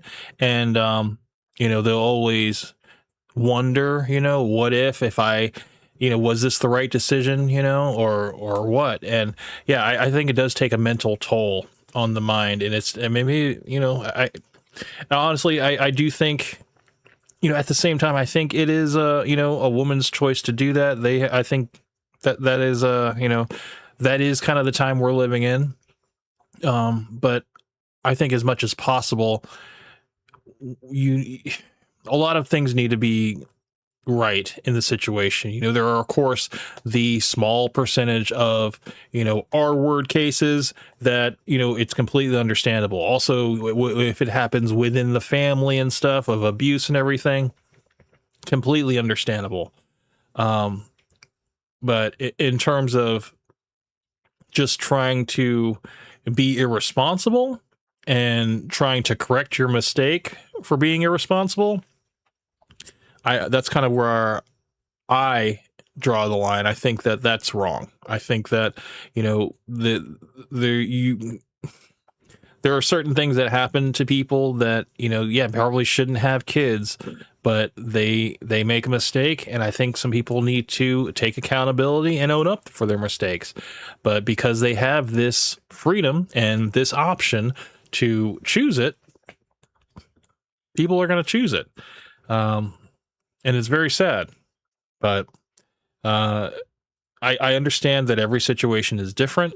And, you know, you can't have a one size fits all for this type of discussion, you know? So I understand there is, you know, certain things that have to be considered in terms of, you know, different scenarios that play out and a woman becomes pregnant because of it, you know, especially if she's underage, you know, still a child herself, you know, and she was basically abused and made pregnant because she was under some, you know, abuse. I completely understand that, but it's just like the psychological damage behind it. And, you know, it's traumatic, you know, and I'll never understand it as a man. I can only imagine. And, but I definitely think that it is something that, you know, when it does happen in terms of like a woman becoming pregnant, I think it is a beautiful thing. And hopefully it happens under the right conditions of a man who is going to be strong and want to be there to take care of the woman and the child when it is ultimately born. Physically, it can't be healthy. It also creates infertility in women. Like women who get more abortions are more likely to become infertile because it's a very invasive procedure. How do you see it spiritually? I am a Christian, so we're all made in the image of God. I don't think God makes mistakes. And I see life as very, very valuable. And abortion is ripping a child limb by limb out of your womb. A lot of cases, they harvest their organs as well. So I think it's one of the greatest evils of today's society, and it's killed 1/3 of our generation. You said they harvest their organs. Mm-hmm. Tell me about that. There is some things in the Epstein files about this. And I'll be honest, I couldn't read all of it, so I don't know too much about this. But they would harvest their organs for things like skincare products.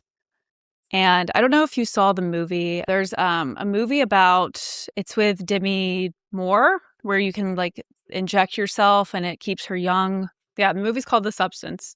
It's basically where she takes this pill or injects herself and she's able to stay young all the time. This woman's like a Hollywood actress and she wants to stay young forever because she's gotten old and like now she can't do the things she used to do. She's not seen as beautiful.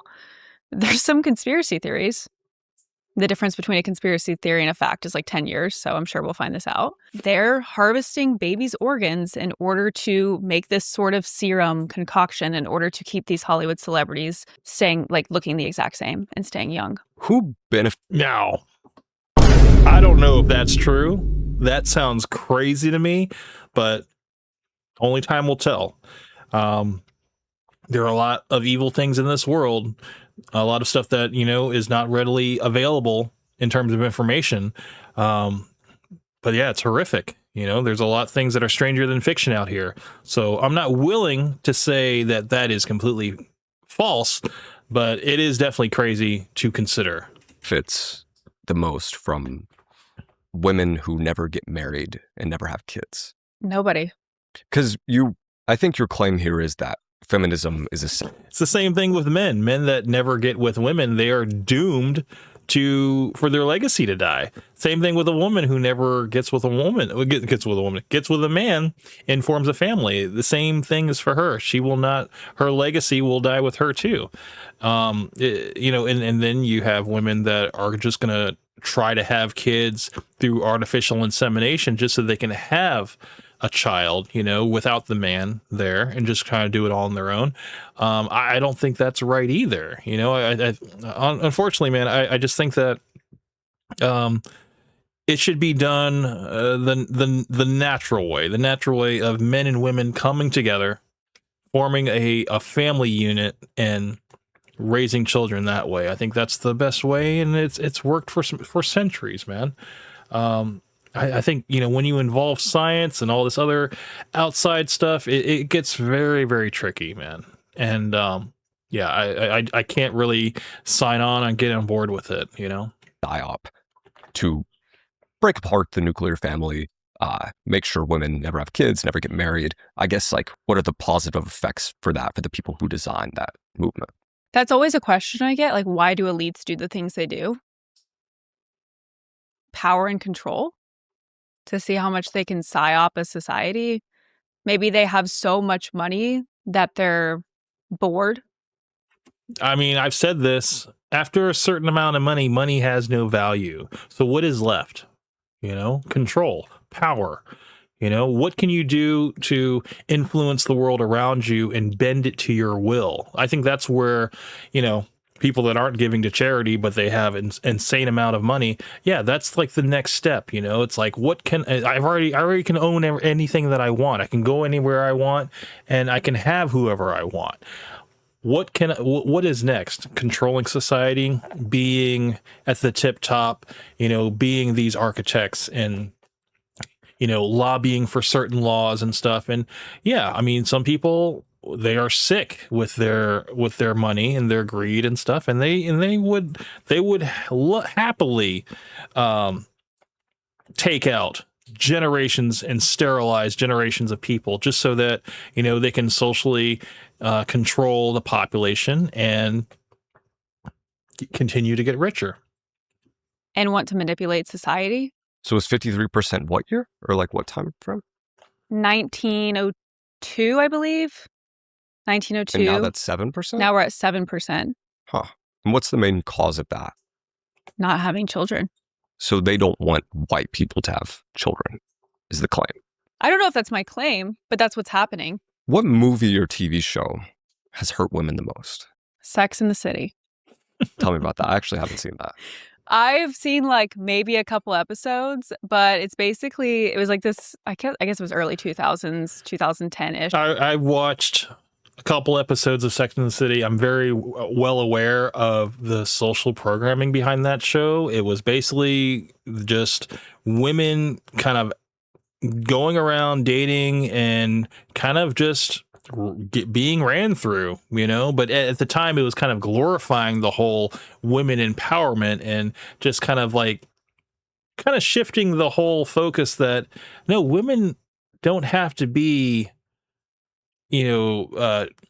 taken up by men and disposed of or whatever. Women can do the disposing of men, and in terms of taking what they want from them and then moving on to the next one. And it's just like, it really did. It was one of those type of shows that if you were a young girl growing up in the 90s and you watched Sex and the City, you were just like, you kind of saw yourself in some of those characters that like, yeah, that'd be pretty awesome, to just be in a high-rise apartment having sex with, some corporate executive and then completely being on a beach somewhere with another guy, doing whatever. And then your next week, you're with a whole nother guy. It's just like, that's why you have women now that are dating like men, hooking up, having rosters just like men. And, it's Sex in the City, but in reality. So yeah, that whole show, it definitely brainwashed a bunch of women. Show of these 4 women that lived in New York City, and they basically have like the girl boss life that everyone aspires to have. They're sleeping around, they're not really in committed relationships. The main character, Samantha, is like who every single woman wanted to be because she was this girl boss who just had a bunch of sexual relationships with everyone. What's interesting is the woman who created this show, Candace Bushnell, in her 50s, came out and said, I really regret prioritizing my career and not getting married and having kids.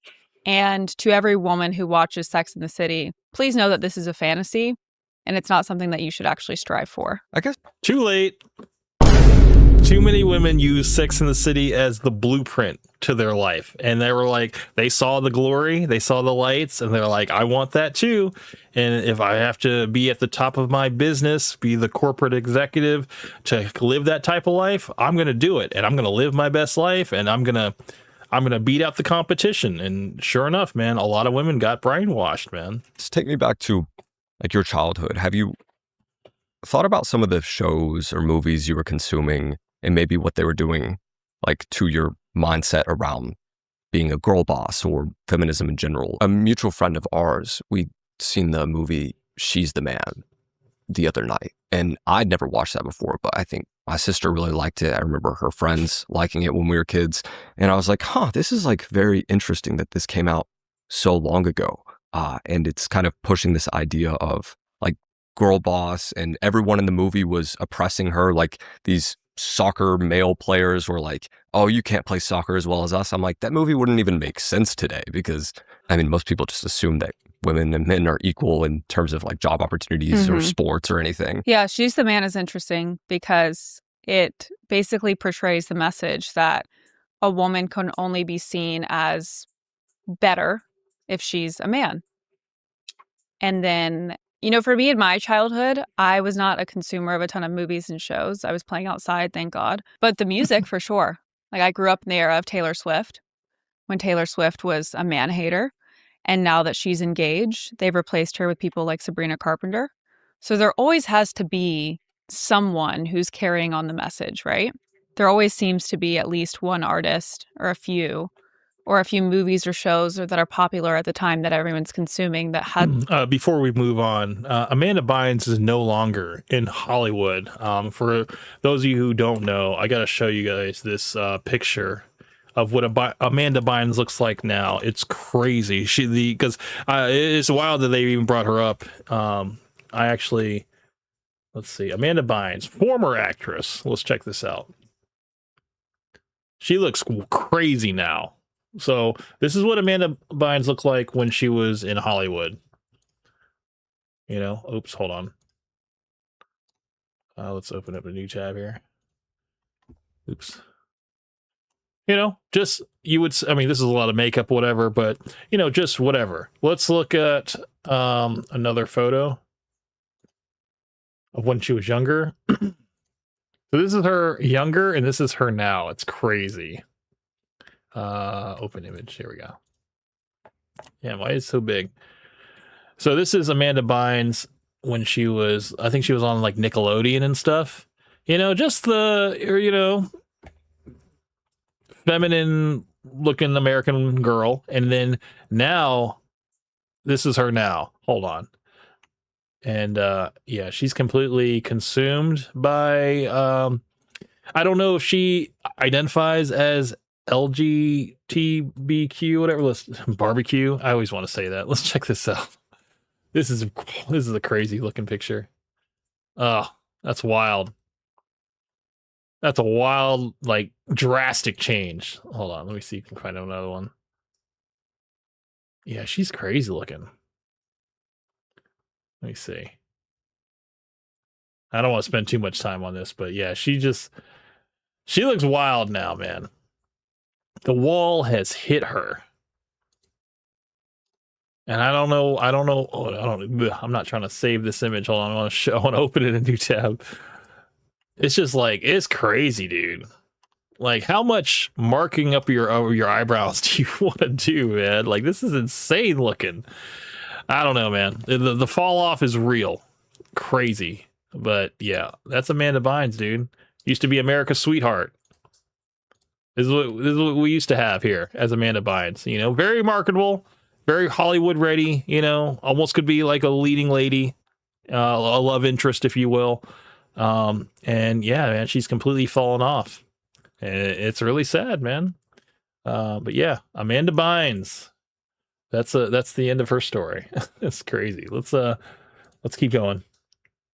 This is something a little bit of tangent, but yeah, Amanda Bynes, man. Has this feminist messaging behind it.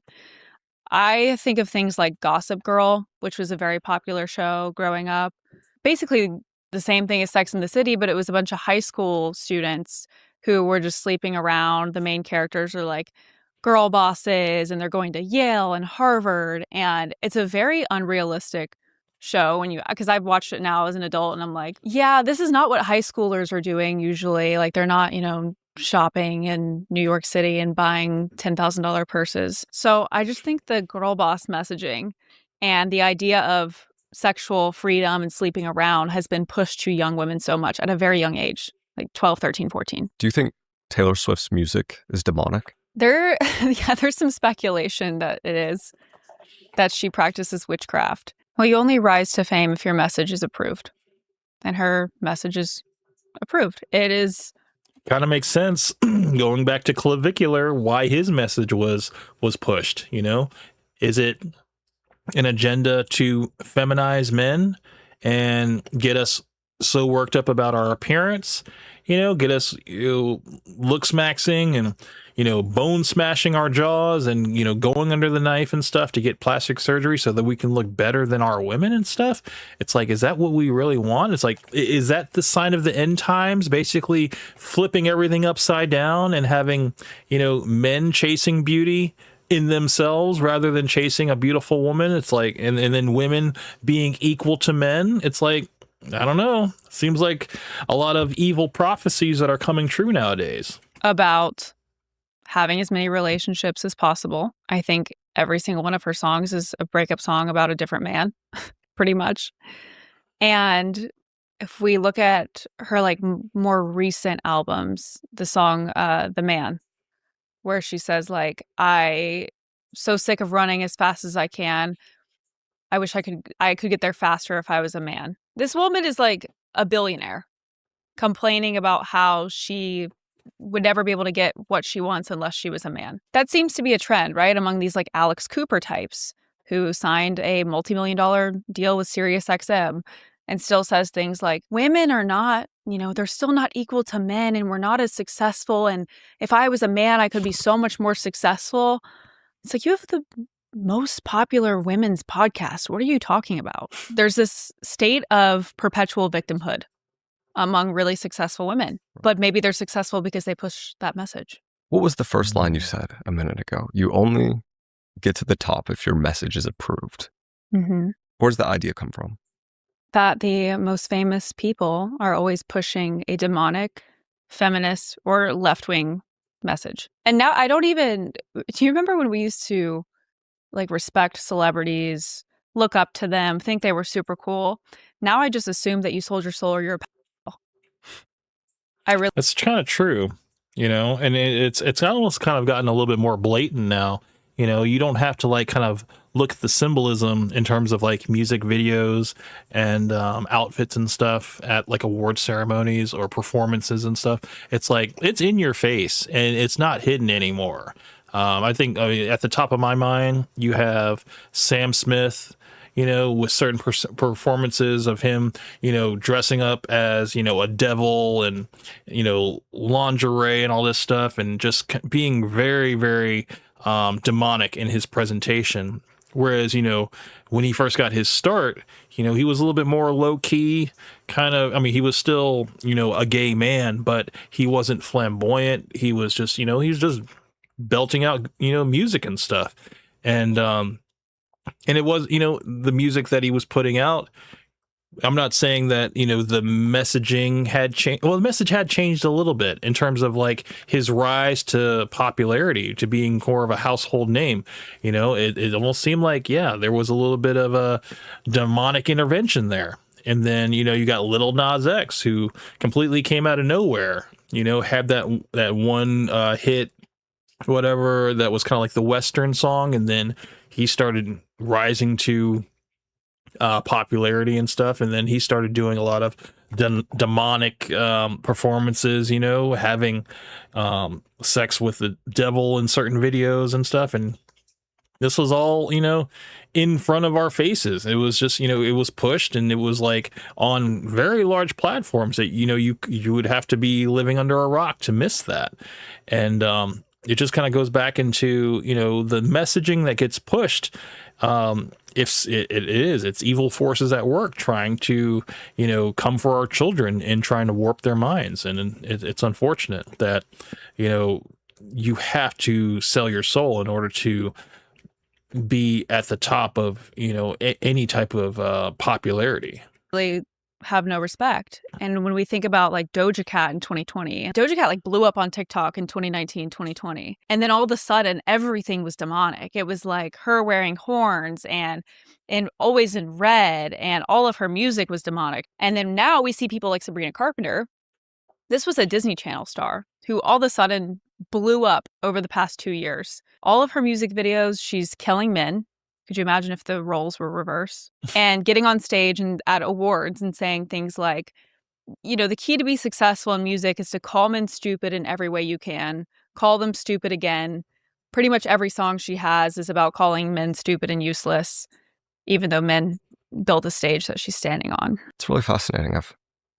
I never thought about this in terms of the music industry. How about on social media? Do you think it's... That's the thing. If you're not listening to this type of music, you're not being attuned to it because it's not being marketed towards you. It's being marketed towards the younger crowds that, are into this music, that this is their Michael Jackson. This is their, Dr. Dre or whatever. Like, this is their music for their time. And yeah, they're the ones consuming it, and they're the ones that are being programmed by it. So, I mean, it's definitely evil forces at work here, trying to get men to separate from women, and also basically making women not need men, but then also making men weak, making men feminized and all this stuff, so that they're not attractive to women. So it just further pushes the gap between men and women. It's very, I mean, when you step back and look at it, it's all part of the plan. Rewarded to say things that are, I guess, oppressive of men or negative toward men. It seems that they can get away with it, right? So pretty much every video on TikTok that's demonizing men or saying something about men or I hate men or kill all men, there seems to be an overwhelming amount of support in those comments. I'll go read the comments and I'm like, actually, are we being serious? And those videos will go viral. But if you address women or say things like, yeah, women should stop hating men, something as basic as that, you're a pick-me, you're a misogynist. That word. And that's what I said again. Pick-me is one of those words that no woman wants to be called. No one wants to be called a person who wants to support a man or, be, on the side of a man where, it's like they're not fighting against it. They're actually going with it and coming together. And yeah, that's not pushed. That's not the feminist agenda. They want to keep us separated. Pick me is so interesting. What do you think of pick-me girls? All of them. I mean, most of the pick-me's online have already been picked. So the definition of a pick-me girl is someone who puts down other women or rejects traditionally feminine traits to gain male approval and attention. Who's the first person that comes to mind when you think about this definition? Pearl. Pearl is a very popular pick-me that, a lot of girls would say, yeah, she's definitely, she would almost be considered a misogynist among women, what did I say? Misogynist? No, a misandrist. Misogynist against women. Basically, she will go against, the empowerment of women and kind of push this whole, that, women are whores and they prioritize, money and careers and stuff over building a family. But then like the weird doublespeak about Pearl is that she's not married and she's chasing her career.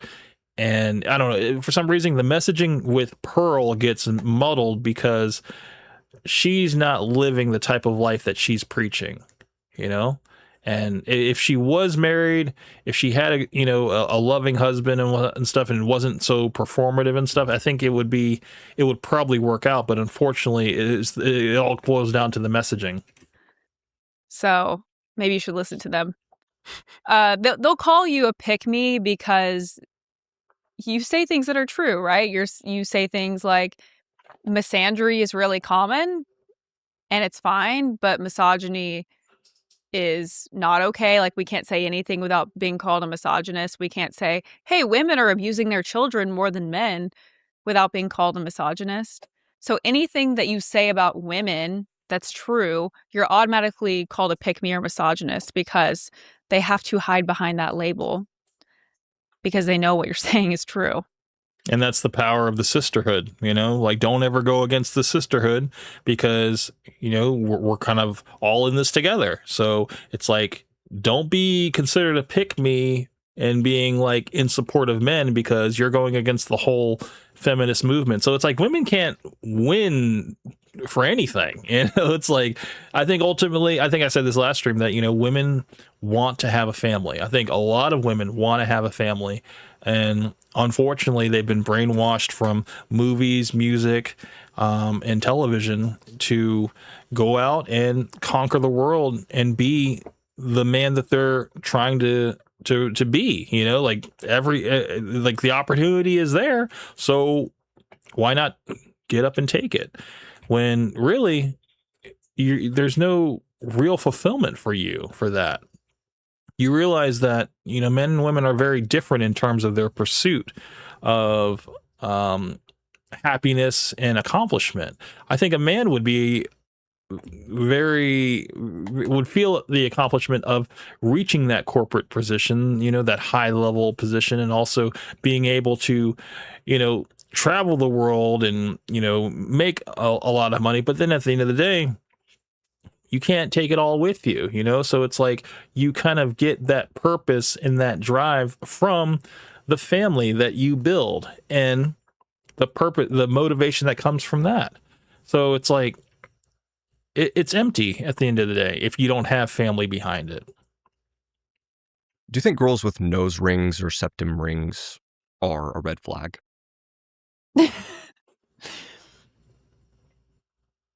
I don't know. I don't know if mentally stable people put holes all in their face or dye their hair blue.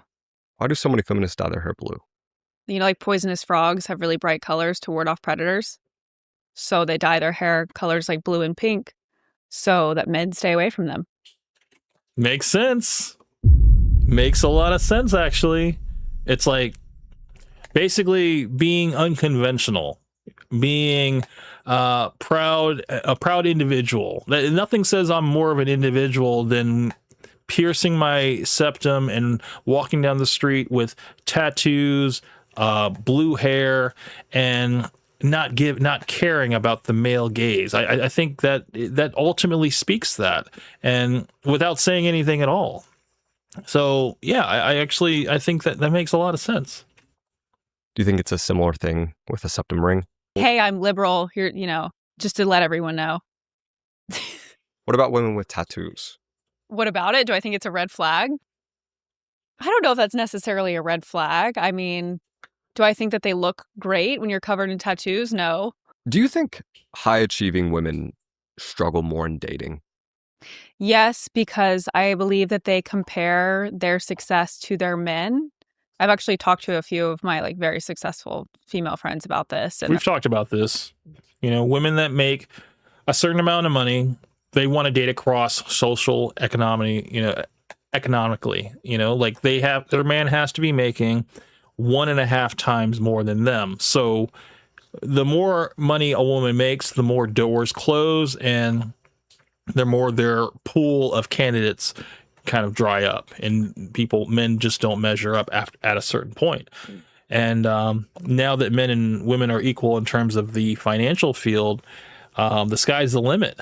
So, and unfortunately, women are not opting to be sugar mamas. That's not something that they want to do. They want to have a man that can meet them at their level. Are like, well, I'm a millionaire and I can't find a man that's a millionaire or makes more than me. So I'm kind of screwed. I can't find a man. And if you're only looking for financial success in a man, if you're only looking at his wallet, then don't be surprised when that man only leads from his wallet and has no other morals or values. A lot of women are like, he has to make... Well said. I mean, look at Fresh. I mean, I didn't really want to bring him up from the stream, but look at Fresh, man. I mean, all he's got is the money that he gets from his supporters and, the money that they make off of their Castle Club and stuff like that. And yeah, that's all he does is just he leads with his wallet. And you can obviously say that he doesn't have any real moral value. He's never going to be that guy because this is all he ever knows. So yeah, it is what it is, man. 6 figures and be 6 foot tall and have 6 inches and have a 6-pack. Those are their standards. But they're never looking at the morals and values of a man. Those are the number one things you should be looking for. That's the man that's going to be your husband. That's the man that's going to raise your children. And it's always about, well, he's not making enough money. Well, what's his work ethic?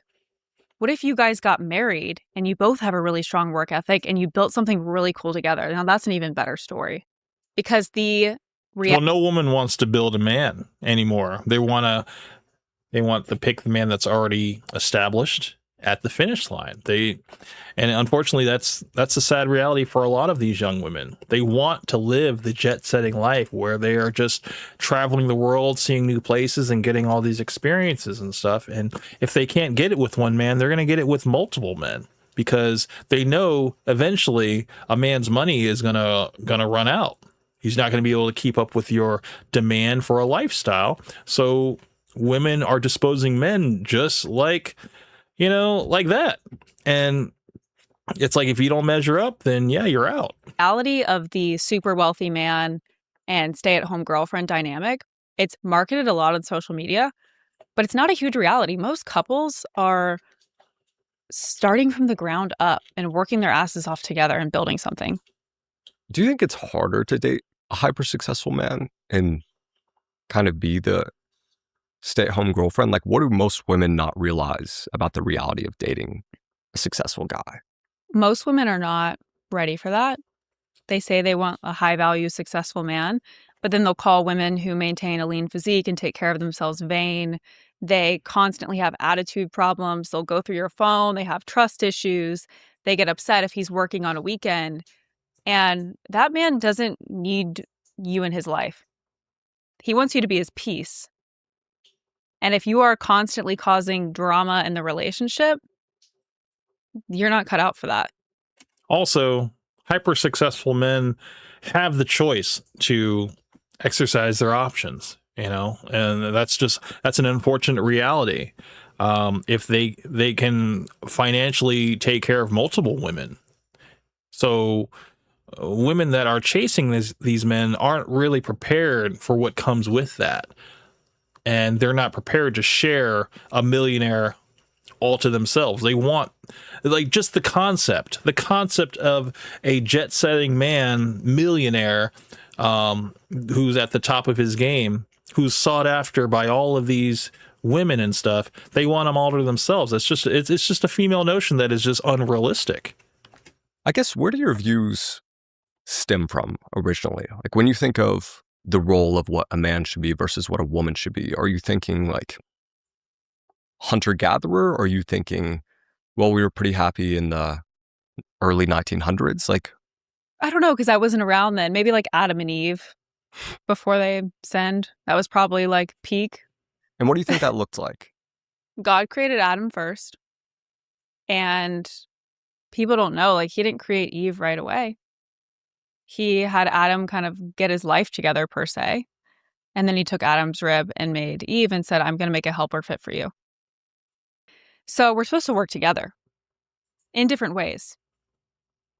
And I think we have to take that and apply it to modernity. It's not like we can go back to the 50s or the early 1900s. Like, we're in modern world, and we have to figure out how to create those dynamics today.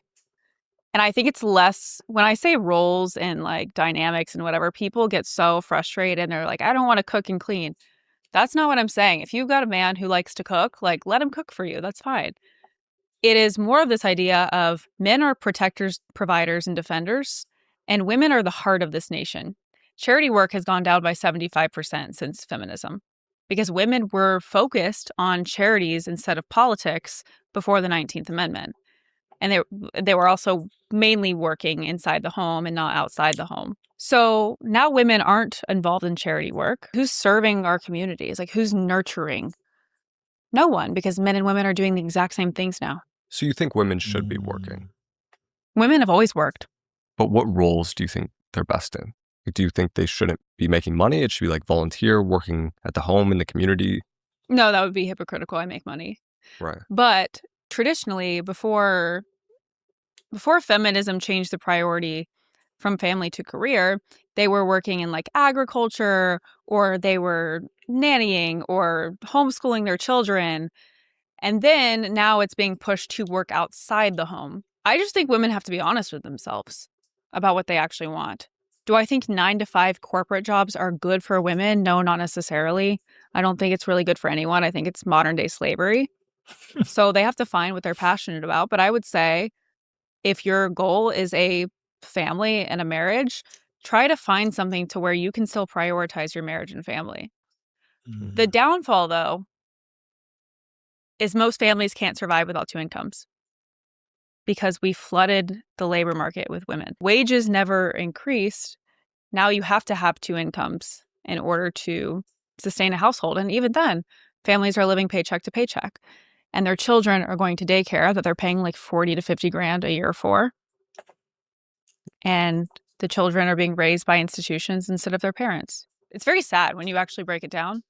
So, I mean, this is a grim reality for the majority of people, but I mean, I can at least speak from my own situation with, my children and my wife. We work opposite times. My wife works in the mornings and I work in the evenings, and we split our time with our children so that we don't have to put our children in daycare, and we coordinate days off so that we can spend time together twice a week, as a family, and go out on outings and create memories and stuff.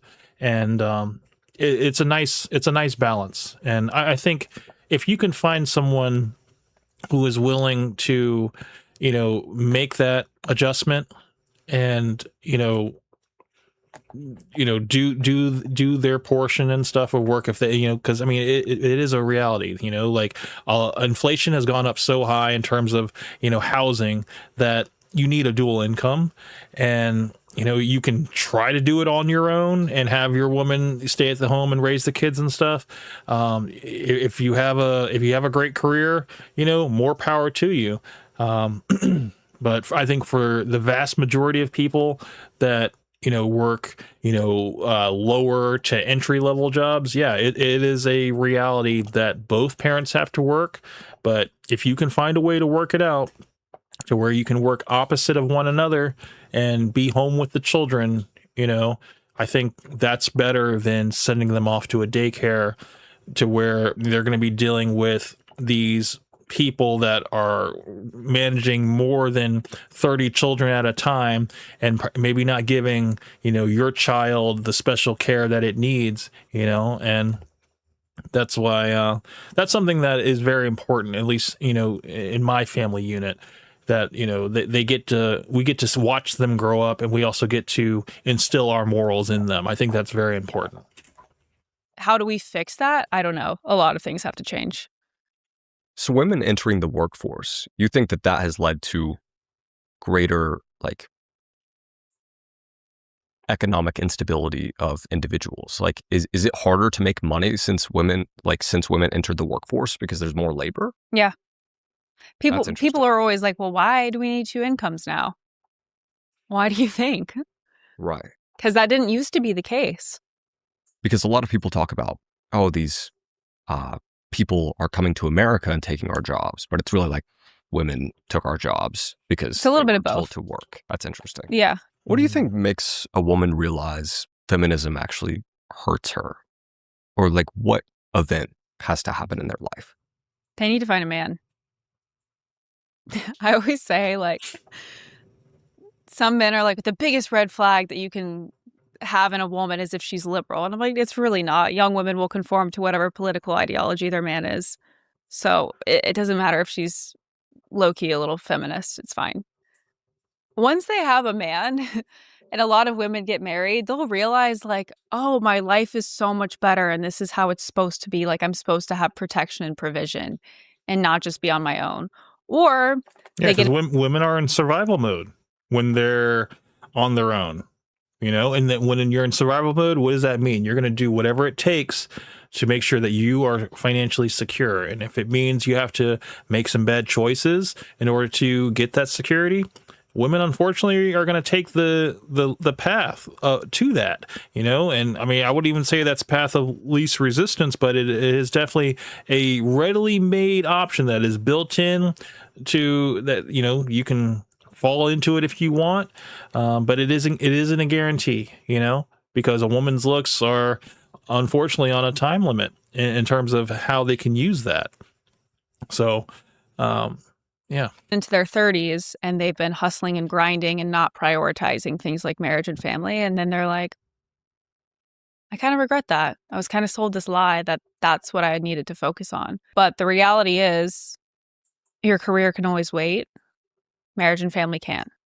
Let me ask you this. Did you used to be a feminist? Mm-hmm. Yeah, I would have called myself a feminist. And what was the key event that took you away from feminism? Meeting my husband. Right. Look how happy she is when she says that. That genuine smile that she has on right now is so feminine and so honest. You know, it's like that's the kind of femininity that all men strive to obtain, you know, like true happiness. And unfortunately, people think that they can get this type of happiness on their own. They think they can get it alone, away from a man, away from a woman.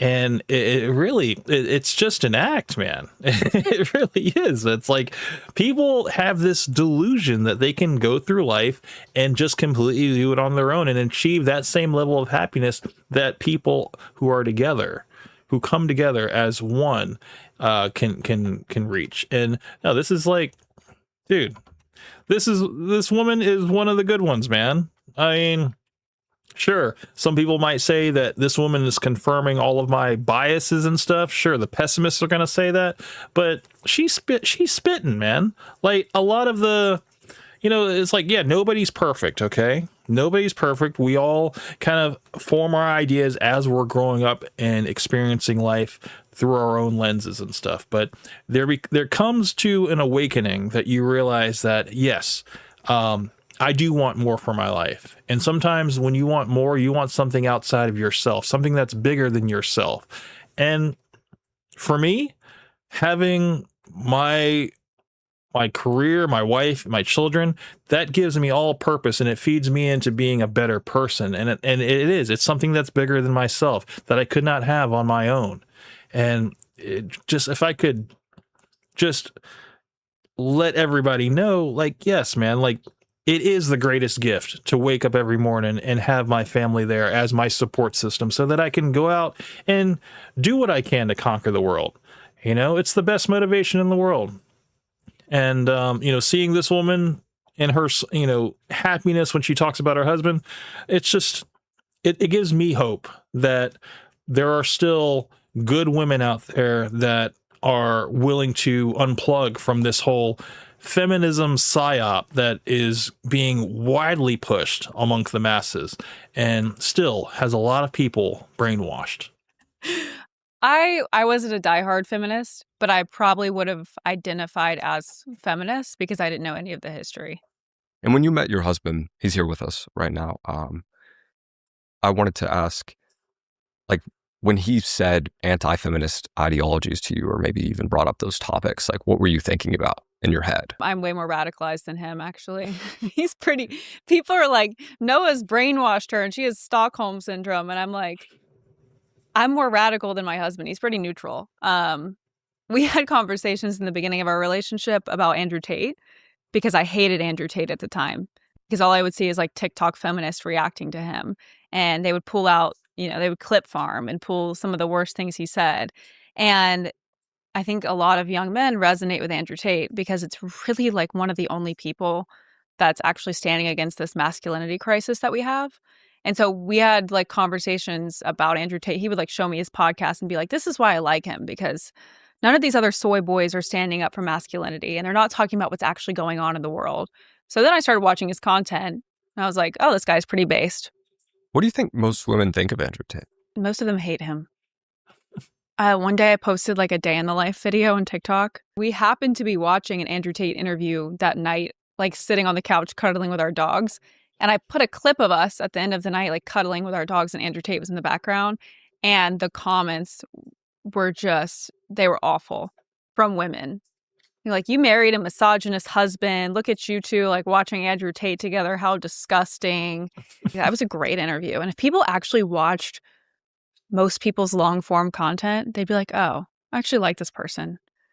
Do you think Unfortunately, the TikTok generation and short form content across all platforms has really rotted the attention span of not only Gen Z, but just anybody is susceptible to that. And, that's why I do my part to put out, long form content, discussions and stuff, and, just try to get to the root cause of, just try to get one person, maybe 2 to 3, to engage in the content and also get engaged in the conversation, and just really, take the time to change a perspective from time to time.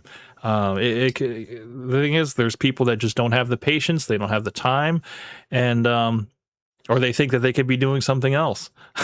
But at least over here, I think, I've fostered a community of people that still have maintained their attention spans, and I think it's a amazing thing.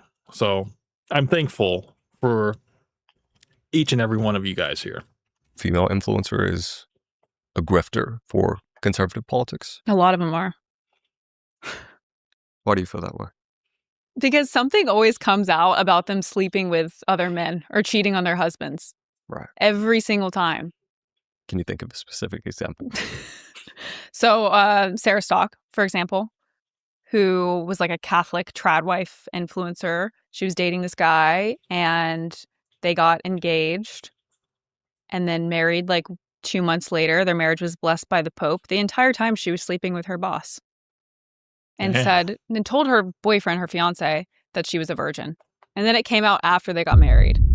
How would you say your life has changed since you've rejected feminism? Do you feel happier?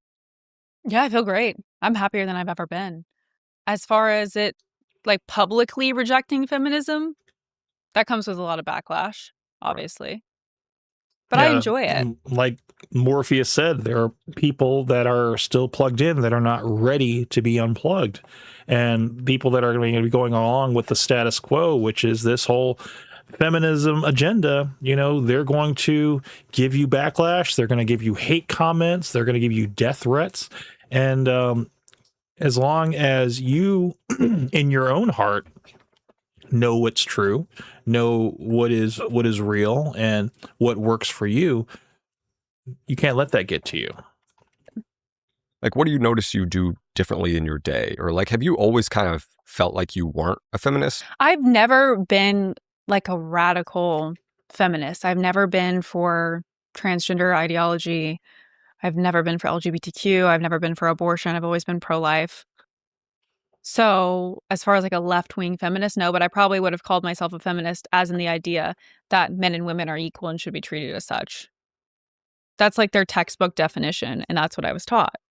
What's the most important moment from your backstory for us to understand why you see the world the way you do? That's a great question. I mean, I was raised Christian, which I think gave me a really, really strong foundation as to what a biblical woman looks like and what marriage looks like. I was raised by incredible parents who are Christian conservative. And at like 13, I started modeling. And that's what I wanted to do. Like, I wanted to model and compete in pageants. I competed in Miss Florida Teen USA 2 years in a row. Got top 15 the first year, second runner-up the second year.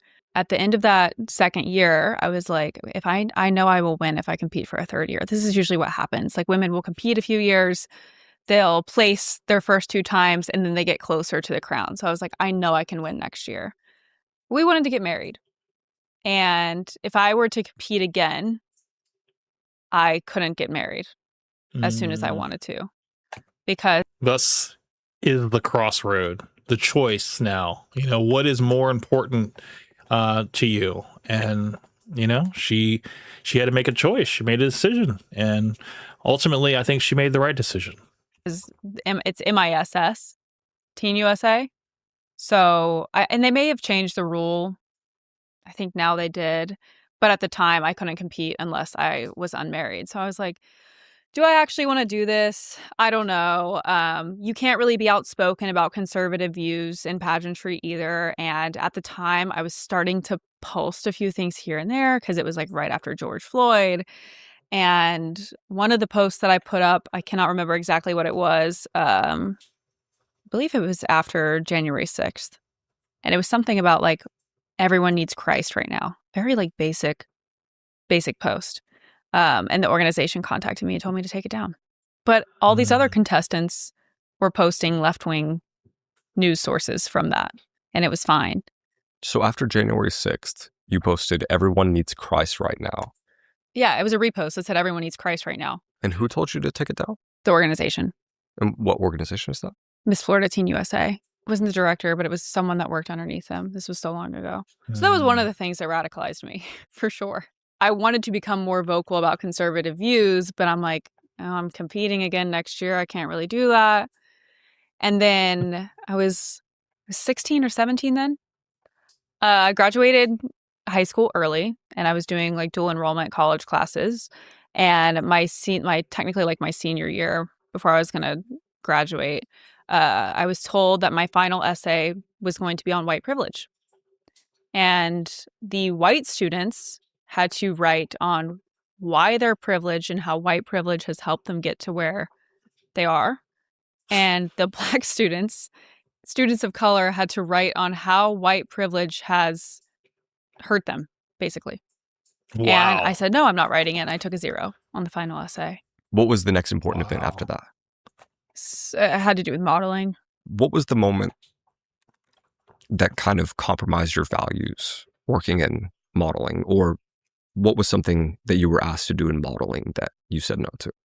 Yeah, very shortly after Noah and I got married, I was starting to get like bigger jobs, and I'm wondering now, I have not seen this, so I can't tell you if this is right or not, but I got the kind of prediction that maybe she was asked to pose nude or possibly for an adult magazine, and she drew the line there. I'm just guessing. I'm guessing that's where this is going.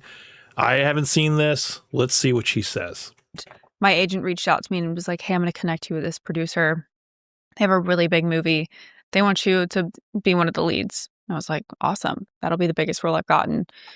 And the producer messaged me, sign an NDA, so I can't say everything. But all of the stars in the movie you would recognize. And it was $1 million pay for a role where I didn't even have to speak that much, really, because I was involved in modeling, not as much acting. So it was like perfect. And I'm reading the role, I'm kind of reading the script, and there's basically a nude scene in one of them. I knew it. I knew it. Because what is I'm not saying all, but what does mostly modeling typically lead to? You know, it's like, how do you get to the next level? You know, how do you break through to acting or, you know, just furthering your career? You got to do nude. It's just, I knew it was going to happen, man. I knew it. Damn, I'm good. And I was like, how bad is it? That was like my first question. And it was literally just like, is it classy? You know, is it just like a side boob, you know, or is it like full frontal? It's like, oh man, what is it? Like flashing the top, not like a sex scene. And so I was like, okay, it's not that bad. But one of the rules I always had for myself with modeling and acting was no nudity, no sex scenes, no lingerie. Those were like rules I had for myself since I was 13. Respectable. So I'm reading this and I'm like, oh, it's $1 million. Like, you know, that could really put me on the map. Like, this movie will really put me on the map. We had conversations about it. And obviously he was like, no. But then like, obviously, no man wants his wife out for the world like that, you know, unless you're like Adam 22, unless you're him, you know, he's got no issue with it. But no respectable man wants his wife out there for the world. The temptation was there to do that. And I ended up responding back to the producer and I was like, thank you for the opportunity, but I'm married and this also goes against my morals and values. And he responded back and was like, this is a really big opportunity and I can't believe you're turning it down. And he was like, it's literally just like you flashing your top. It's not that bad. I'm like, if my father can't watch something that I do for work, I'm not doing it. I absolutely applaud her for that. I don't have an applaud button. It's not something that, that's great. I'll just clap. I'll clap for her. That's a great standard to have. And, respect is through the roof for this woman here. Do you think there's a chance that you would have taken that opportunity if you weren't married or if you weren't in a relationship? Mm-hmm. Absolutely. You got nobody there to stop you. And yeah, when you're by yourself, left to your own devices, absolutely you're going to take the opportunity to further your own career because you're solely focused on yourself. So absolutely. There would be a chance. But again, I think every daughter has the fear of disappointing her dad. And that was something I also thought about. Like, it doesn't matter if his daughter's a millionaire, if her boobs are out for the world to see. Mm-hmm. So I would have had that fear. So I probably would have said no, but there's a chance. Do you think single women are just more vulnerable in general to do things related to sex work or any kind of nudity or paid showing of their bodies? Yeah, especially if they have a poor relationship with their dad. Because I know many single women who have very, very strong relationships with their dad. That's kind of like, that's their provider and protector. Mm-hmm. But when you have none of that and it's just you, yes, you are more susceptible to things like that. Because number one, money. Number two, you don't really have any sort of moral guidance. Mm-hmm. And so any opportunity that comes your way, if this male producer or male director is telling you, hey, it's really going to like boost your career, you're going to take off, you're going to make all this money, then as a single woman, I'm sure, yeah, you're more vulnerable to choosing that. And like psychologically speaking, can you break down for me like why you think that is? Is it just, in your view, do women want to listen to a man? And if a guy's telling them to do one thing and they don't have a boyfriend, husband, father to kind of be a counter to that, they just go to that opinion? Like, what do you think it is? Yeah, I think that they're kind of lured in emotionally. Mm-hmm. So when producers say things like, this will make you so much money, like, just trust me, your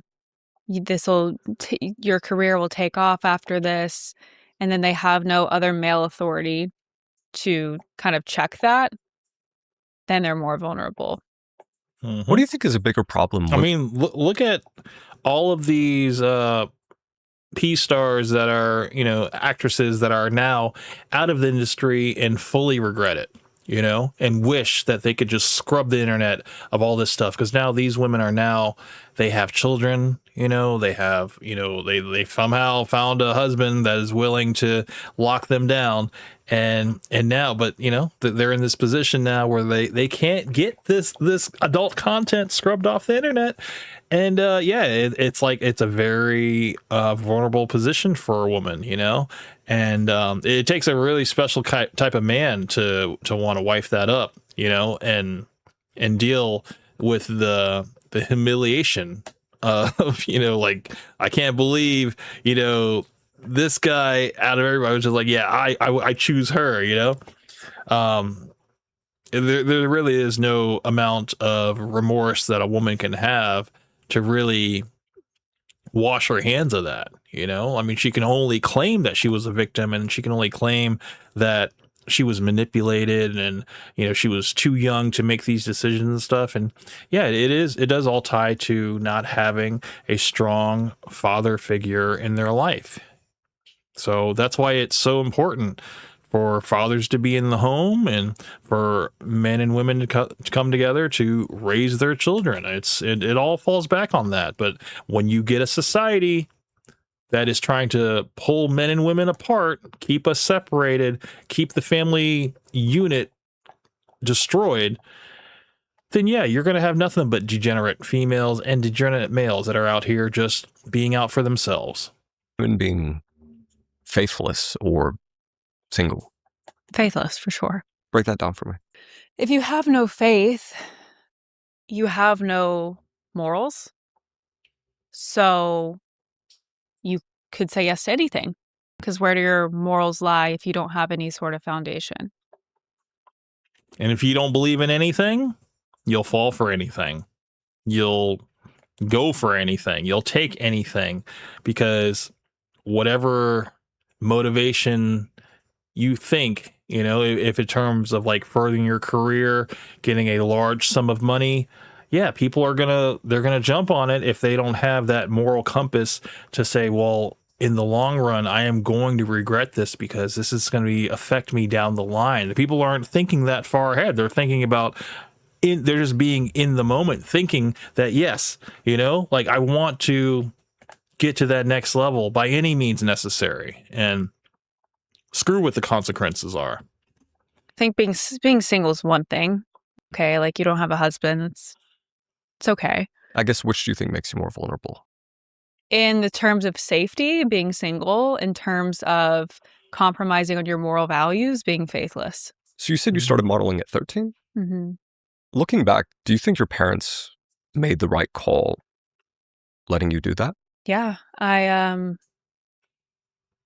was something that I always wanted to do, that I talked about as a kid, and they wouldn't put me in it as a child. But then I signed with an agency at 13, maybe I was almost 14, something like that. But like my mom and I always had discussions, and she was number one, like, if you ever let this get to your head and you get a big ego, you're quitting. You're never doing lingerie or nude scenes, like never compromise on your values, because there will be people in this industry that try to manipulate you into doing those things. Like, just stand on your values. What a great mom to say that. That's amazing. It's like a mom to set that example and just plant that in your head that, look, no compromises whatsoever, and you won't be sorry, and I'm glad that she stuck to it, because now now she doesn't have that guilt lying in her soul, and that's amazing, man. I mean, that's why it's so important to have strong values. It really is, because I mean, this is like a 1 in a million, like it's just too easy to take the lower route, and it's so much more work to take the high road. But that's look at the result here. She's in a happy marriage and she has no regrets. So that's great. And I had a really great relationship with God, like my entire life, pretty much. My parents were never super strict on me. They were always just like, here's what we do as a family. This is who we worship, and you can decide. And so from the age of like 13, I was up at 5 a.m. reading my Bible every morning, because it was never like this pressure on me. It was always like, this is what we do. You're going to do it as well, but we're not going to force it on you. On the modeling portion, I really want to understand this, because I think we've had some conversations about this. Maybe this is just ignorant man of me, but like, why does modeling exist? Like, do you think it's like a net positive for society? Like, do you think it's positive in nature or more negative in nature? Because when I think about a lot of the stories I hear from women, it seems negative. And I'm curious of your views. I think now it's been like, now Instagram modeling is also called modeling, and OnlyFans girls are also called models. And so what is actually modeling in 2026? I don't know. Now influencers are models too. Like in the early 2000s, you were 5'11" and you were walking for Victoria's Secret and Fendi and Gucci, and you were getting paid a lot of money. But the majority of women who go into the modeling industry don't end up like that. They usually do it part-time. It's like a side hustle, or they're told they have to like do nude shoots or lingerie shoots in order to make it into the industry. So I don't think it's necessarily good for women's mental health. I was told multiple times I needed to lose weight at the age of 14 and 15. So that's not good for a teenager's mental health. I don't think anyone under the age of 18 should be modeling, especially in 2026. Even like for kids' clothes, just with the Epstein files coming out now, I don't know why we need kids anywhere for people to look at. I wouldn't want my kids modeling or on social media at all. What's the darkest thing you witnessed on a modeling set that you haven't talked about publicly? I wasn't involved in it. I was actually on the stage at the time. But backstage, a lot of women were like getting changed and everything into their gowns to model. It was like a runway show. And this man who worked on the set was back there taking photos, and no one realized it until day 6 of our shows. And he wasn't supposed to be back there either. But one of the models ended up catching him, and she was underage too, and like went to the owner of the brand and was like, hey, he's taking photos. They didn't really do anything about it.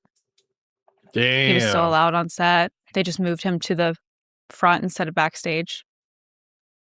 That happens a lot, where men are allowed backstage, or they're like back there where the women are changing and they're zipping dresses. Maybe he was one of the financiers of the whole modeling operation, you know? He's like, look, this is the perk of the job, you know?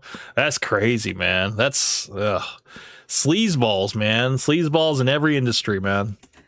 And the women aren't really protected at all. Nothing really happens. I've heard way darker stories from women that I know personally in the modeling industry, but that's one of them that I witnessed. I just wonder how it makes money. Like, do people pay to go to modeling shows? Like, I think I'm referring specifically to runway here. Like, I know there's brands that sponsor these shows and show off their fashion, but like when I think of like a swimwear modeling runway or something along those lines, like Victoria's Secret Angels, like, yeah.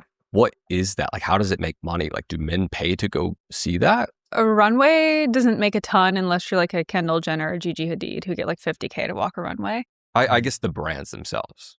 How do they make money? Yeah, like the people organizing this whole thing. So the runway is basically like a marketing for your brand. So if they're getting video and photo of women on the runway in their clothing, then it sells to the consumer. That makes sense. It's basically just another form of marketing that's not on social media. It still ends up on social media, but it's like a real life event. Yeah, I think I just have this assumption that it's creepy for some reason because like the founder of Victoria's Secret or whatever was like good friends with Epstein. Apparently, like a lot of those angels were like on the island or something. But I'm just curious from your view, like, is it actually like that? Like, are there a lot of weird guys in it, or was it pretty normal? Yeah, there's a lot of weird people in it. There's not one model that I've talked to that has had all good experiences. What are some other horror stories you've heard? Not ones I can share for the privacy of the girls. Mainly having to do with weird men. That's usually always the case. Are women ever weird? Not in my experience, but they'll comment on your body. Interesting.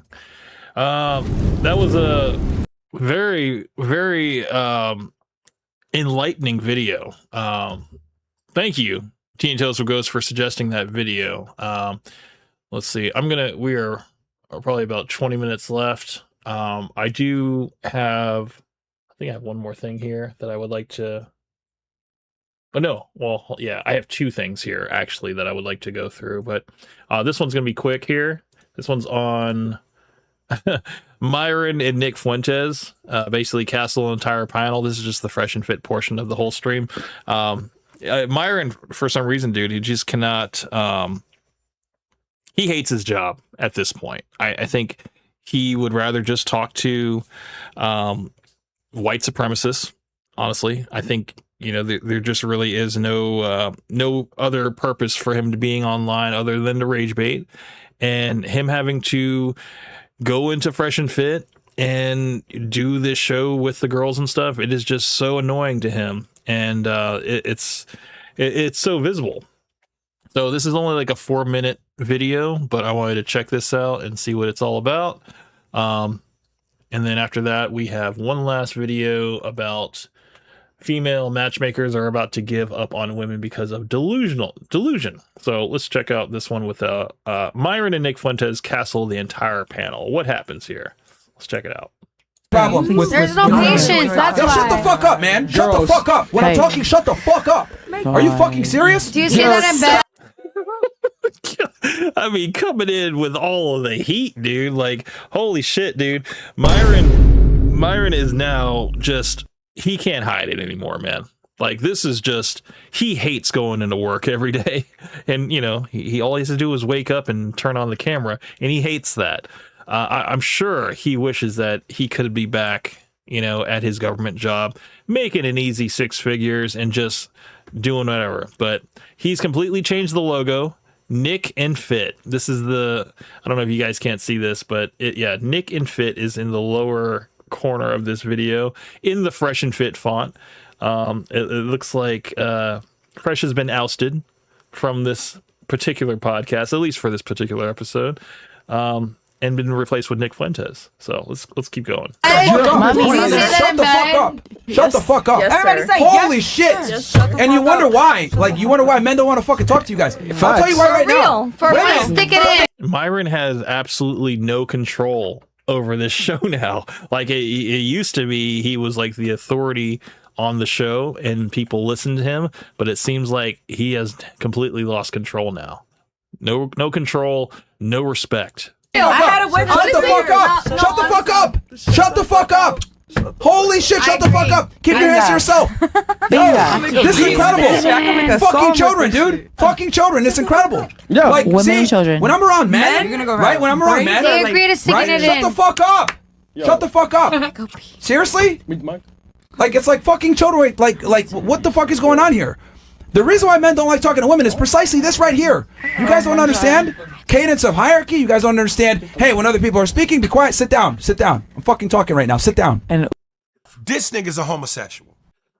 Sit down. Really sorry. Oh no. And fucking like children. Oh, the pee. It's fucking kids, dude. It's like literally, it's like fucking children. Women let me finish saying what I'm saying. Do you like being dominant? Yo, let me finish saying what the fuck I'm saying. It's Okay? because these bitches are retarded. It's not my fault that they're retarded. Like, I gotta pee. Who the fuck is retarded? Your bladder. Yeah, go to fuck the pee. Go to fuck the pee, bitch. Don't be calling me retarded because I don't play that shit. Now I'm talking, bitch. Now I get. Oh man, the sun is completely set on this podcast, dude. Like, look at what it's become, dude. Like, this is, Myron is completely outnumbered. He has absolutely no control, and it's just going down in flames, dude. Like, this is, why is this show still on? It's crazy to me. It's like, I get it, man. He's got to keep it going for the incels and stuff, so they can sub to their these girls' OF accounts and stuff, and this is wild, man. This is crazy. What's up with this bitch? Talk about retarded.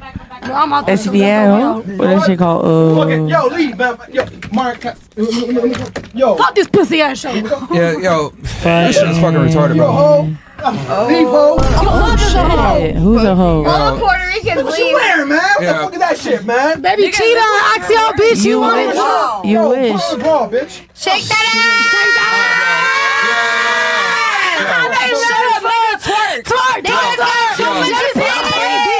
Honestly, dude, honestly, get all these bitches out of here, bro. Get all these bitches out of here. Get the fuck out the show, man. Let's go. Yo, get all these bitches out of here, bro. Get all these bitches out of here, bro. Get all these fucking bitches out of here, bro. These disgusting fucking bitches, bro. Get the fuck out of here. I mean, look how quickly this show has degraded, man. It's just like, damn. This is wild, dude. Like, the thing is, like, I haven't watched an actual episode of Fresh and Fit in forever, okay? And just to kind of peek back in to just see what it has degenerated to, this is awful, man. I'd rather just sit there and talk with Nick, honestly. You niggas are retarded. Get these bitches out of here, bro. What's going on? I'm a fucking headache, bro. Get these fucking bitches out of here, bro. I can't hear it. I got the thing on. Everybody, get up and get the fuck out of here, dude. Honestly, ladies, everybody get up and get the fuck up out of here, dude. I do not want to deal with this shit. Get them the fuck out of here, dude. If you have a vagina. Get up and get the fuck off the show. Get up and get the fuck off the show. We don't want y'all bitches here no more. Get the fuck out of here, bro. Honestly, I'm done. I'm fucking done. Everybody get the fuck off the show, dude. Everybody get the fuck off the show. These annoying ass Puerto Rican bitches from Orlando, you ghetto ratchet hoes. Get these girls out of here. Shut the fuck up, bitch. You look retarded. Yeah, my mom. She's not a whore like you, though. So anyway. Yeah, fuck you and fuck Puerto Rico as well, you dumbass whores. Get the fuck out of here. Incredible. Incredible. Get up and get out of here, Denver. Nobody cares. Denver, get up and get out of here. Denver, get the fuck out of here. Denver. Get the We fuck went from out, Denver. Colorado to Denver. Fuck out, Denver.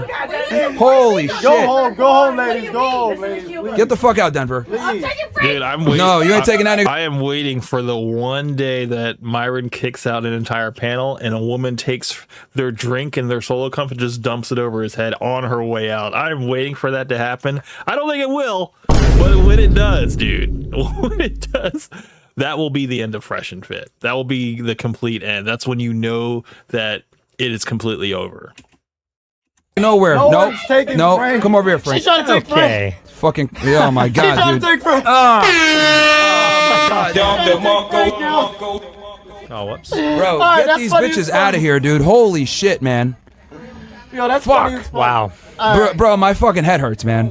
Yeah, me too. Dude, oh man. a lot. Like, and then Miles Morales, welcome to the stream. Hey, bro, you remember me? You lost my... Wait. Me? You lost my account when I was called DJ... Wait. You lost your account? You lost my account. You lost my account? Or you lost your account? When it was called DJ Kendrick. I don't remember. I do not remember you. I've been subscribed for a long time. Oh, so I guess you changed your name? You used to be DJ Kendrick? I do not remember. It's been a long time, dude. I'm trying to remember when did you subscribe to the channel? Was I gaming back then? Because I mean, my origins with YouTube was gaming, and then I started to fall back into this commentary grift, if you will, for the last 2 years. So I'm wondering, when did you subscribe? Decoder came back. He says, "Can you react to the woman proposing to the man? I have a longer video. Oh, send it to me in the chat. Just let me know." Miles Morales came back. He says, "I've been subscribed for a long time. Yeah, I lost Lamar. No, you did this. I did this. I did this. What did I do? What did I do? What did I do? Please explain. Please explain. I lost Lamar. No, you did this. Wait, I need context. Context, my friend. Hey, bro, you remember me? You lost my account when it was DJ Kendrick. I don't know. I have no idea what you're talking about, what you're referencing. But please explain." Yeah, that's all I wanted to see about Fresh and Fit. I wanted to check in for a little bit. It's definitely this is crazy, man. I mean, dude, look at this. They knocked over the little plaque, dude. Oh, that's crazy, man. Like that's like the perfect representation of where this podcast is at right now.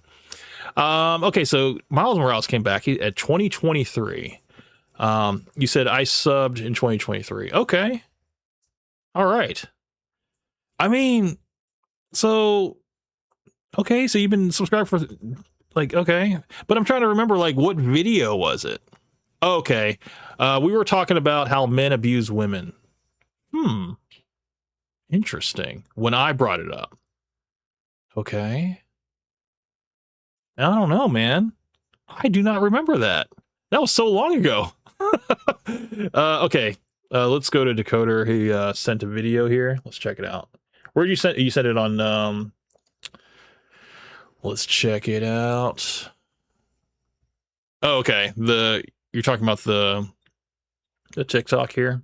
Let's check it out. Oops. Let me close this down here. All right, let's put the audio on.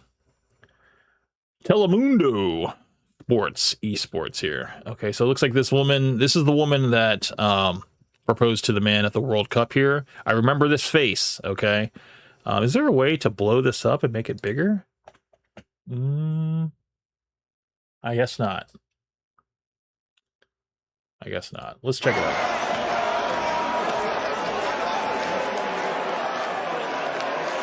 out. Coke Benny came back. He says, "Just write a long, detailed message, Miles. No need to spam the chat." Yeah, I honestly, I need you to jog my memory, man, because 2023, that was like, that's within the COVID years, man. So I don't even know what I was doing during that time.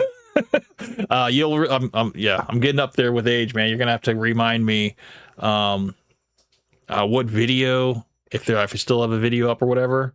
Because I completely don't remember. And I appreciate you coming to the stream and stuff, but I have no idea what talking about men abusing women. I can't. That doesn't even ring a bell, unfortunately. But yeah, let's check out this video that Dakota sent. He said, "I will send my old image." Okay, cool. All right, let's check out this video.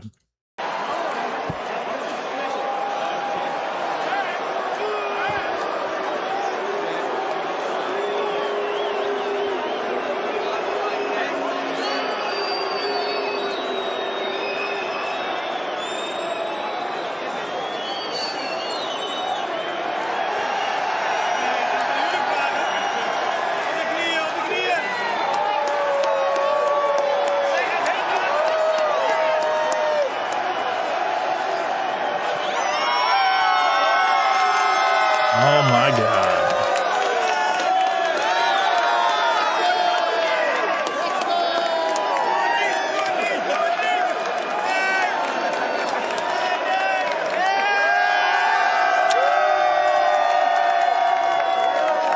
Another one bites the dust, man. Another one bites the dust. And it's like, okay, the thing is, okay, my whole thought about this is that it's just kind of a role reversal, It's like, if this man, obviously I believe this man is younger than this woman by possibly 5 to 10 years. I would say that she's probably in her late 20s to mid 30s, and the guy, he looks like he could be like in his probably mid 20s. Okay. I don't know, man. I just think that maybe she's up there, and I don't know what this guy does. I don't know what he does for work and stuff. If he's an athlete or whatever, but this guy is possibly to this woman the last train leaving. So he's probably about to enter his prime, which, would be anywhere from 25 to 35, typically, it's like a little bit later, probably on 35 and stuff. But so maybe she's like, let me just go and get my nails sunk into him now, and make a big public spectacle about it and just kind of claim him. And he's not going to tell me no. I don't know if she bought him the tickets to the World Cup. That could have been another an angle to possibly grease the wheel of this whole situation, to get him to say yes. I think it was all part of a master plan to really lock him down and put him on the spot. But unfortunately, I can't sign on to this, man. Like, for me, this would be a no-go. I'd be like, because basically this man's agency has been completely hijacked by this woman, and I hope they have a loving relationship, a loving marriage and stuff like. This is just a proposal, so they're fiance and stuff like this. So I don't know. I think it might be the I don't know. It might just be like the adrenaline from being at the World Cup. He's just like, this is great. I can't believe it. I didn't think I'd ever be here. Oh my God, I'm being proposed to. Sure. Like, I think as a guy, it's not as like complicated for us, to have all that, stimuli going on in our brains and stuff. And then just to have this happen, it might just be an easy answer for him to just be like, yeah, I don't know. For me, it'd be like a flash of cold water, and I would be like, whoa, like, this is not the time to be doing this. Like, I would never accept a proposal from a woman. I think I've made this pretty clear. I do think that this is the man's role to do this. You are now robbing this man of his agency to be able to choose his wife. His wife has chosen him. So yeah, I do not sign on to this. I know this is content. Okay. This is something that happens 5 to 7% of the time. And when it happens, it's a huge spectacle, So yes. Do I hope all the best for them? Absolutely. Because on a human level, I'm a human at the end of the day. men and women coming together. I have nothing against that. I just think that the man should have been the one to propose, because honestly, the choice was taken away from him, and there was a lot of pressure with this type of act to do it this way. And, I think I don't think he wants to publicly humiliate her. So, yeah, I think that's it's a very precarious position to be put in as a man. And I can only say that I would probably get a lot of hate comments for refusing, on such a large world stage as the World Cup. So that's my thought behind it. I would love to hear what you guys think, if this is if you guys agree or disagree. I'm kind of curious, is this becoming more generally accepted that that women should just propose to men and stuff? I know I have some people that are in my community, maybe adjacent to my community, that are all for this. And, we don't necessarily see eye on most things, but yeah, I honestly, I don't agree with this. I think the man should have told her to get up, kind of hushed everybody down and said, let's just watch the game, because that's what we came here for. And yeah, she's going to be disappointed because this is her moment. This was something that she probably planned and stuff. But he's just no, I actually, I want to be the one to do that, And then she's probably going to be mad at him. She'll be it just, I don't know. It might even lead to the breakup. So yeah, that's what I think. Okay, so Miles Morales has come back. He says, I will send you my old image at Lamar Jackson. If you want, Miles Morales, if you could join my Discord, the link is in the description of this live stream. Join my Discord and then message me on Discord and I'll check your picture and stuff. Miles Morales came back. He says, this is my old channel. Okay, I will check it out. Coke Benny came back. He says, bro, that thumbnail from your last video killed me. You know who else liked it?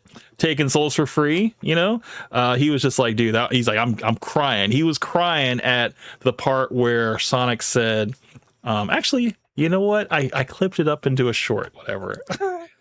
I made a bunch of shorts out of that video, but the part where Sonic was talking about how he was trying to get out of hanging out with a girl. So he said that he was going to be buck naked wrestling later. And the woman called his bluff and said, hey, can I come along? And he says he doesn't know what he said after that, but I don't know. I guess, even when women are throwing themselves, you got these guys out here that don't know what to do. It's kind of funny. Dakota came back. He says, the comments on that vid are just as bad. Okay, let's check the comments. And then Coke Manny came back. He says, what would you have said if you were out in that situation? I mean, dude, it's obvious. I would have been look, nah. I would be look, I would prefer to be the one to do it. I'd probably take her aside, and I'd be no, I want to be the one to do this role. What you're doing right now is very emasculating and I don't like it. I would tell her that. And, she would probably not understand at first. She'd probably be but this is something that, I thought we wanted and everything like that. And yeah, but I want to be the one to do this, I don't know. I think especially in the Latin community, not saying I'm Latin, but I'm pretty sure these people are Latin. Men are very traditional. Machismo, I believe, is the word. And yeah, I don't know if his family would agree with how this went down. Maybe they're a little bit more progressive. I don't know. But I just, for me, I would kind of, hush everybody down and just be look, this is a no-go. Okay. This is not happening. Okay. Let's all go back to enjoying the game, because that's what we're all here for. Sorry to interrupt, but yeah, we're going to go back to watching the game, and I don't know how much money she spent to get the camera time for this or whatever, because obviously the cameras were already pointed at her and ready to go. And I'm sure this was all in the Jumbotron and everything. Yeah, it probably wasn't cheap to pull off. And Ultimately, if this was me, it would end in disappointment. It would totally end in disappointment. So yeah. Yeah. Let's see. So yeah, that's my answer, Coke Benny. Coke Benny says, you should Photoshop Bella Ramsey next to him as the crew. Tim! Oh, shit. Damn it. Every time I do something, Coke Benny, you find a way to enhance it, to make it like 110% better. Oh my God, dude. Why didn't I think of that? Oh, shit. That's funny. That's funny as fuck, dude. I mean, it would have to be Sydney Sweeney, though. Sydney Sweeney, well, no, Bella Ramsey is a better pick because Bella Ramsey is a strong, independent woman, you know, that can totally pull off the masculine role, you know, because she's out here breaking, you know, the barriers down of what a woman can be and stuff. And yeah, I mean, shit, dude, that's funny as fuck. That's great. I love that. I love that comment, dude. That's fucking great. You fucking win every time, Coke Benny, with your comments, too. That's awesome. Okay, so Miles Morales came back. He says, just sent it on welcome, brother. Okay, let's check it out, dude. Let's check it out. So we're here. Let me see. General? All right. Pat God, I'm guessing that's you, Pat God. I'm gonna go ahead and let's see. I'll message you. So I'll write hello to you on Discord, and you can just send me that. All right. Okay. And I'll check this later. Okay. So this is what we got here. This is probably gonna be the last thing we're going to go over tonight. This is female matchmakers are about to give up on women because of delusional standards. This is by Legion of Men. This was another video that was sent to me by Tea and Toast with Ghost. So let's check it out. Let's see what this one's all about.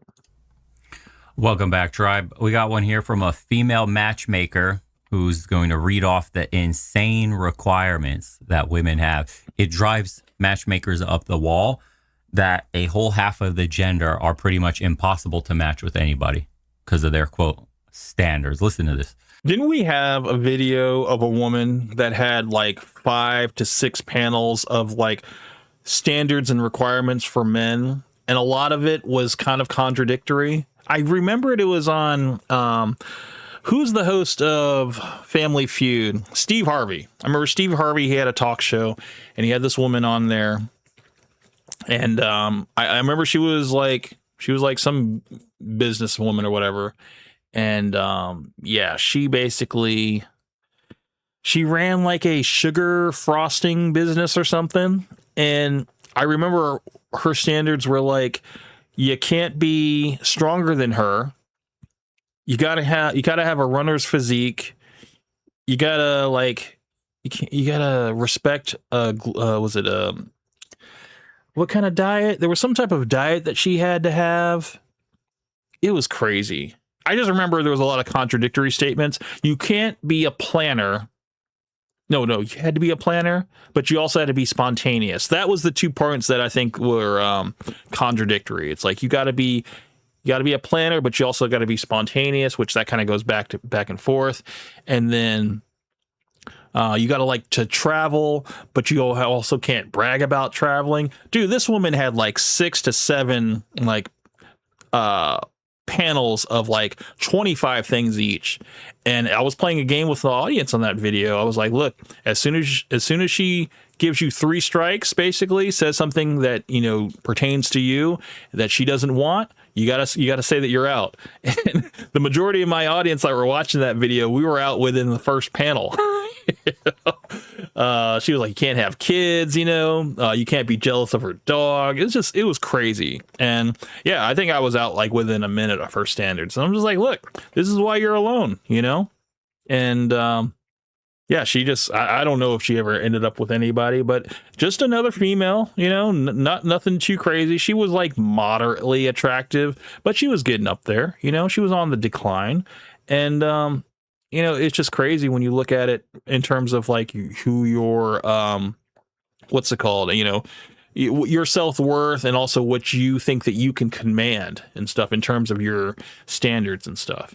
Okay, so Miles Morales came back. He says, I'm Pat God on Discord. Yeah, I did check that out. Let me, let's see. Let's check. So I sent you a message on Discord. Oh, wait. I don't see you on here. Hold on. You said you sent it in general? Okay. I see your welcome message, but I don't see any picture. Just if you want, just send me because I sent you a message, but I don't see you on here. So I don't know.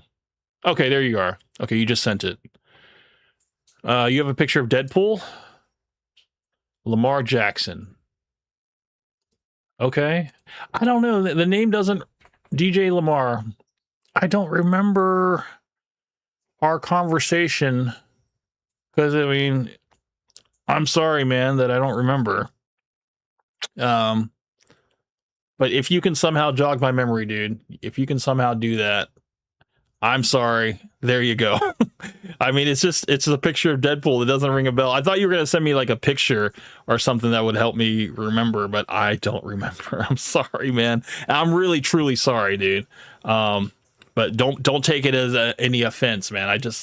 I sorry about that. But no, I mean, we can communicate on Discord now. We are connected. So, you know, you have all that you are now connected to me now. So I appreciate you joining the Discord.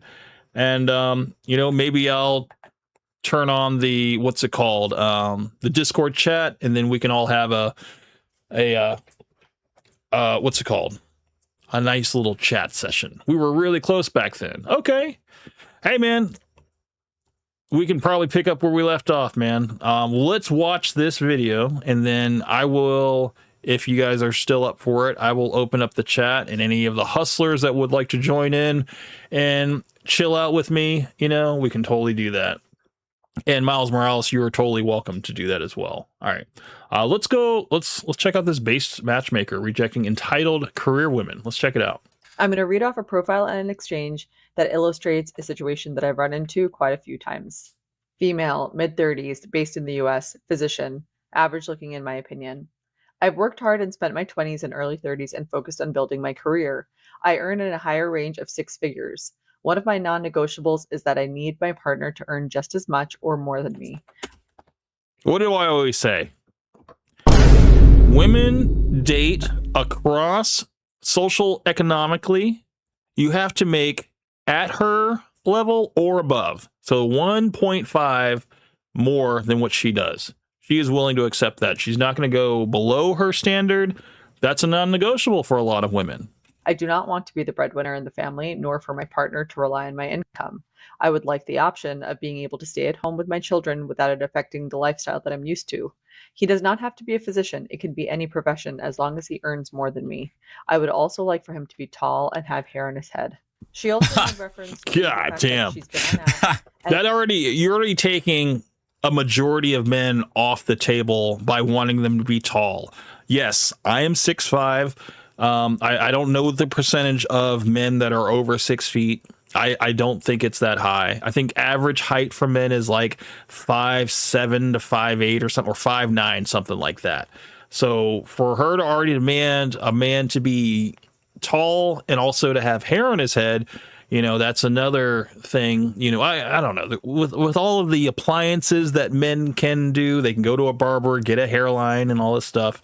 There's a lot of fraud going on here now. So I think men can get away with the hairline at least.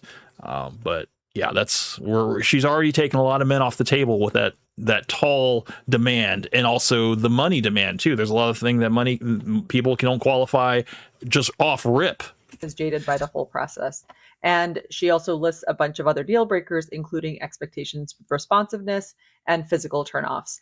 She's only willing to consider someone 5 years younger or 3 years older. Damn.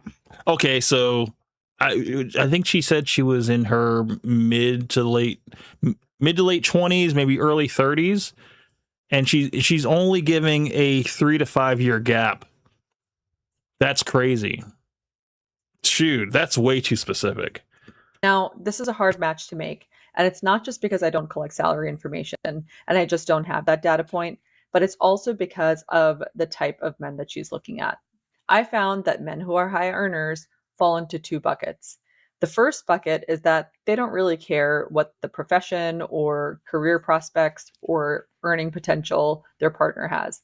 They just want someone who's very pretty, very young, or very traditional, and someone who's going to stay at home.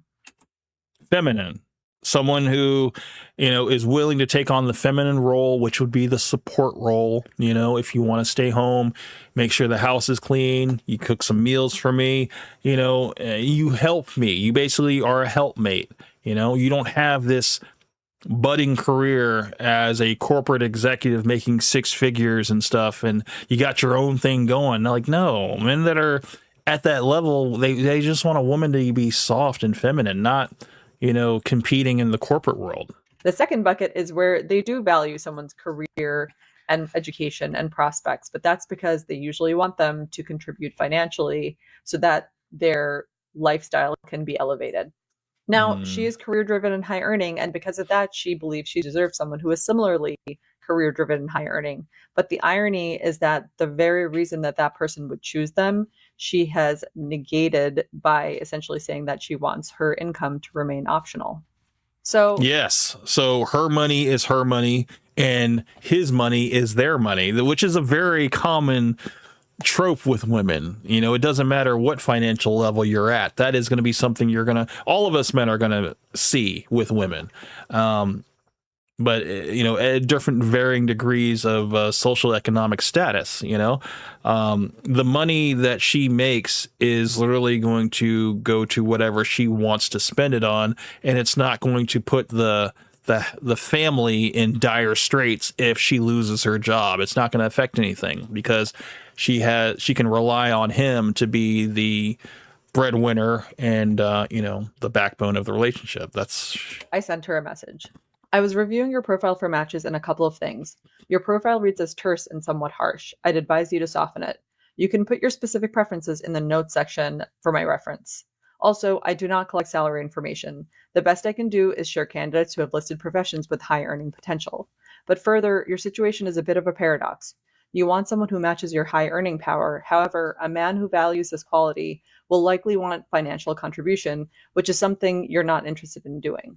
I can do my best to share matches that may align, but I did want to share my assessment of why this may have felt like a difficult process and why it may be difficult to come across matches. Yeah, I mean, it's an impossible standard to want a higher earning man, but to not want to contribute in any way, to keep your thing separate from him. It's just like, I don't know. The whole thing about coming together is by, making compromises and, not being so self-focused, to actually wanting to give to that person. So, I mean, to me, yeah, she's kind of shot herself in the foot with these standards here. So I shared two matches.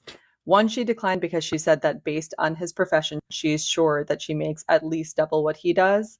And the second declined her due to attraction. Oh, yeah. See, look. Yeah, that's the thing. You can have all these standards, but you also have to meet the man standard too. And I'm sorry. That's the reality of the world. Okay.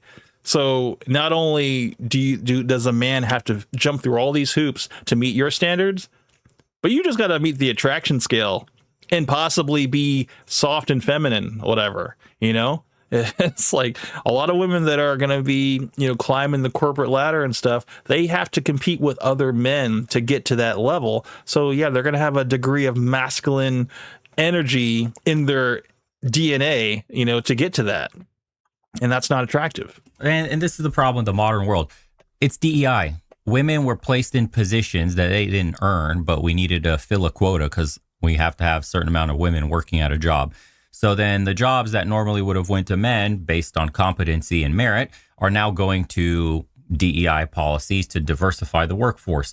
Now that causes a bit of a break already in the already fractured and, declining marriage rates, birth rates, every other rate, dating, all of that stuff. The amount of sex people are having, everything is on the decline because you have now a new pool of women who are in a higher position in society than quite a lot of men. And they didn't get there through, merit. They got there because we live in a woke society and everything on the surface must appear proper and nice and not hurt anybody's feelings. That adds to, exacerbates the problem that we're already facing, which is the cost of living crisis, which is, the inflation that's biting the earning potential, which is incredible pricing of houses today for the median home. You can't afford anything. So when a woman is already asking a broken dating market for even higher standards, it's going to make it so you're going to die alone and collect cats. Men who make that much money, just like she said, higher than her, don't care about a woman's earning potential. Are you young, pretty, and do you want babies and live a traditional lifestyle? I already make the money. Your salary's irrelevant. So that's gone. The men that do want her money and care about salary and all that shit are probably broke. Like any guy that cares about a woman's salary is because he's poor and he can't afford everything on his own. It's just, and she's not going to want him because he doesn't cross the earning threshold that she's looking for. So yeah, I mean, she's at an impossible impasse here, and unfortunately, she's going to have to just either lower her standards or buy a dog and die alone. I'm sorry, but that's like her only two options. It's the truth. It's the truth of our situation. It's why dual income households are a norm, because most people can't afford all of that on their own. If you're a man that cares about how much money your woman makes, it's because you're broke and you want to benefit somehow. Like she said, maintain the lifestyle. So if she's in the high six figures, it sure as fuck won't be that guy. Yeah, and what did I say? Earlier in the stream, it's like when a woman is making a substantial amount of money, whether it's six figures or seven figures and stuff, her opportunities for potential suitors are going to slowly close. It's going to dry up. Her options are going to get smaller and smaller because there's going to be less candidates that are going to be able to meet that threshold, and especially her demand of the financial of meeting her at her level or above. And so, and then to add on the attraction element of him being tall and a full head of hair, I'm sorry, but making a lot of money could be very stressful and it can lead to loss of hair. So, I mean, I don't know, man. I think she's living in La La Land here to have these type of standards. So you're left with a rock and a hard place because the man you're looking for literally does not exist, like at all. He's nowhere. And also, we have to remember, okay, a man that can command a salary to even meet her financial level, who's to say that he doesn't already have so many girlfriends, in his stable, okay?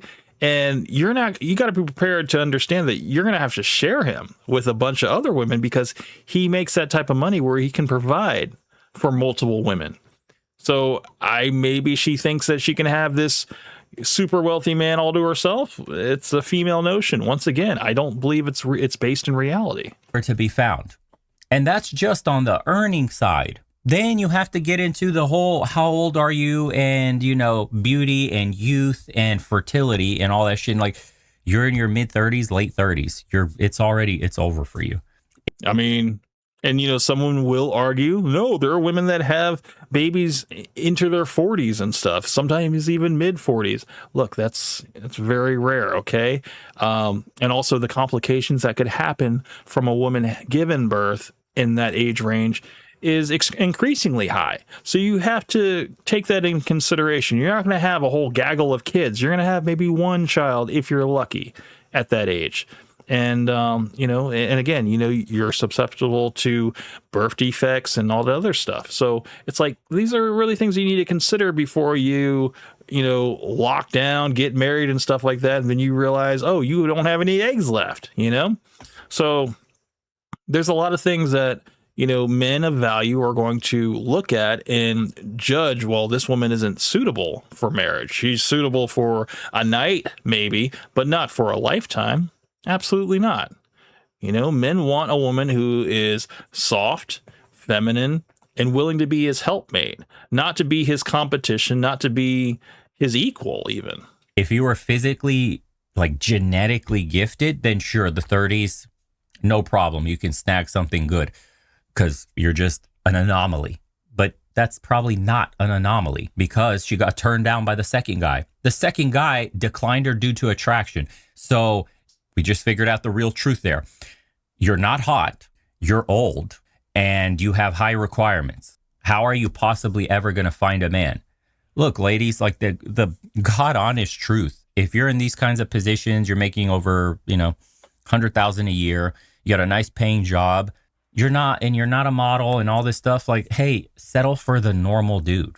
Like, settle, actually, though. And that's a hard pill to swallow for these type of women that are out here, killing it in the corporate world. They're like, they're going to always think in the back of their mind that they deserve better, that they can do better, and, maybe they just think, I don't want to hang it up. I want to keep my options open until the right man comes along. And, days turn into months turns into years. And before you know it, it's already too late. Stop trying to chase the same high value guy, the same big swinging dick, the famous dude, the guy with notoriety, the businessman with the jet. Just stop already. Help yourself. You could have a loving husband at home. You could be the bread earner. It's fine. We're supposed to live in equality. This is what the feminists wanted. Yeah, but unfortunately, the reality of the situation is that women are not built to take care of a man financially over long periods of time like men are built to take care of women over long periods of time. It's ingrained in us as men to want to provide for our woman and also for our family. We will go to work, we will work extra hours if we have to, if it means keeping a roof, keeping our family safe, and keeping food on the table, the lights on, all that stuff. And a woman, I think they can do that temporarily, but they can't do it for so long until they realize that I am wasting my time with this person. I can find someone better who doesn't need my support like this. Feminism said that you should be okay going to work, earning the bread, being a boss babe, and your man's at home with his little apron and cooking. You said equality was sexy. Now, when you get into a position of making that kind of money, all of a sudden, you don't want to be a bread earner because you're in the high six figures. You don't want to be a bread earner. You earn a lot of bread. So sprinkle some on your man. Oh, you don't want to do that? My money's my money. His money's our money. It's a common trope that is just across all economic scales. Women just, in terms of sharing resources, it's just not a natural thing for them. And, I think it stems back to just how when women are by themselves, they are in survival mode until they find a man. So, and whatever they were doing before they found that man, if something happens to where the relationship dissolves, they will fall back into whatever they were doing before to earn money, whether it is degenerate adult content, it's always there. Isn't it weird how despite all the gains with DEI, with feminism, with women's rights, with all that stuff, the traditions never change. The underlying kind of needs and wants of a woman never changes. She wants to extract the resources. She wants protection and provisioning from the man. No matter how much she elevates her place in society or how much society elevates women in general, it will never be enough because the man must meet her standard of her life or higher. That's hypergamy. So society made a mistake elevating women above men because now women look down on most men. And so women now will die alone instead of finding men that were numerous in the past above them. And what has social media done? It's created this rat race, this keeping up with the Kardashians type of mindset to where women are seeing other women just with Birkin bags in Dubai, shopping sprees, brand new cars, and just it becomes a competition in terms of flexing on the gram and trying to keep up with everyone else. And anything below that is undesirable or just, it's it's a no-go. It's a deal breaker, if you will. And it's unfortunately, I think how adult content has ruined men's minds, I think social media has ruined women's minds, because it's created this weird social standard that is impossible to reach because they've been exposed to what is out there. So now they think, well, I want that too. I don't want a normal life. I want to have an extravagant lifestyle. Because men were the ones earning most of the bread. Men were the ones that were obviously keeping society running. There was no DEI. Everything was on merit. Things were cheaper because mostly men working means the women could be at home. So there's no dilution of salary, dilution of workers' rights, things that all affect us today. So we're raising now people in broken homes that came and fight the system because they're so broken, they'll fight each other. They'll fight the other gender. Now we have gender wars that spawned off of feminism, where people literally women say decentering men, and that men are predatory, that the patriarchy must be destroyed. This is all radical language that has come about in just the last few decades as a result of the broken homes that feminism has wrought upon society. That's it. This is it. This is the problem that we're dealing with. Women have been elevated by society at a superficial way, in a superficial level. They're not actually better than men or more capable. They're upheld. It's a privilege that women have. And then they look down with their privilege on the men that are holding them up. And a woman making good money could never see herself stoop down to the level of that broke man, stoop down to the level of being the breadwinner, because she would feel like a loser, because she would be dating a loser in her eyes. Yeah, the whole idea of settling for less or just settling in general is just, it's something that women do not want to do under no circumstance. They want to make sure that they have the best man, they have the best option, and they can also compare themselves to their counterparts, and and they can say, yeah, I'm doing the best out of all of them. So yeah, it's unfortunate. Because he can't earn money like she can. If she can do it, then a man's got to do it better than me. But her position was never real. It was upheld by DEI, by society wanting to make things feel good instead of actually function. We don't care about efficiency. We care about how things look, the optics of society. And that is the liberal worldview that we're all living under. And this is why it's collapsing all around us. So anyways, just wanted to share with you guys kind of the state of society, and it's only going to increase. The money printer will not stop. The wars will continue.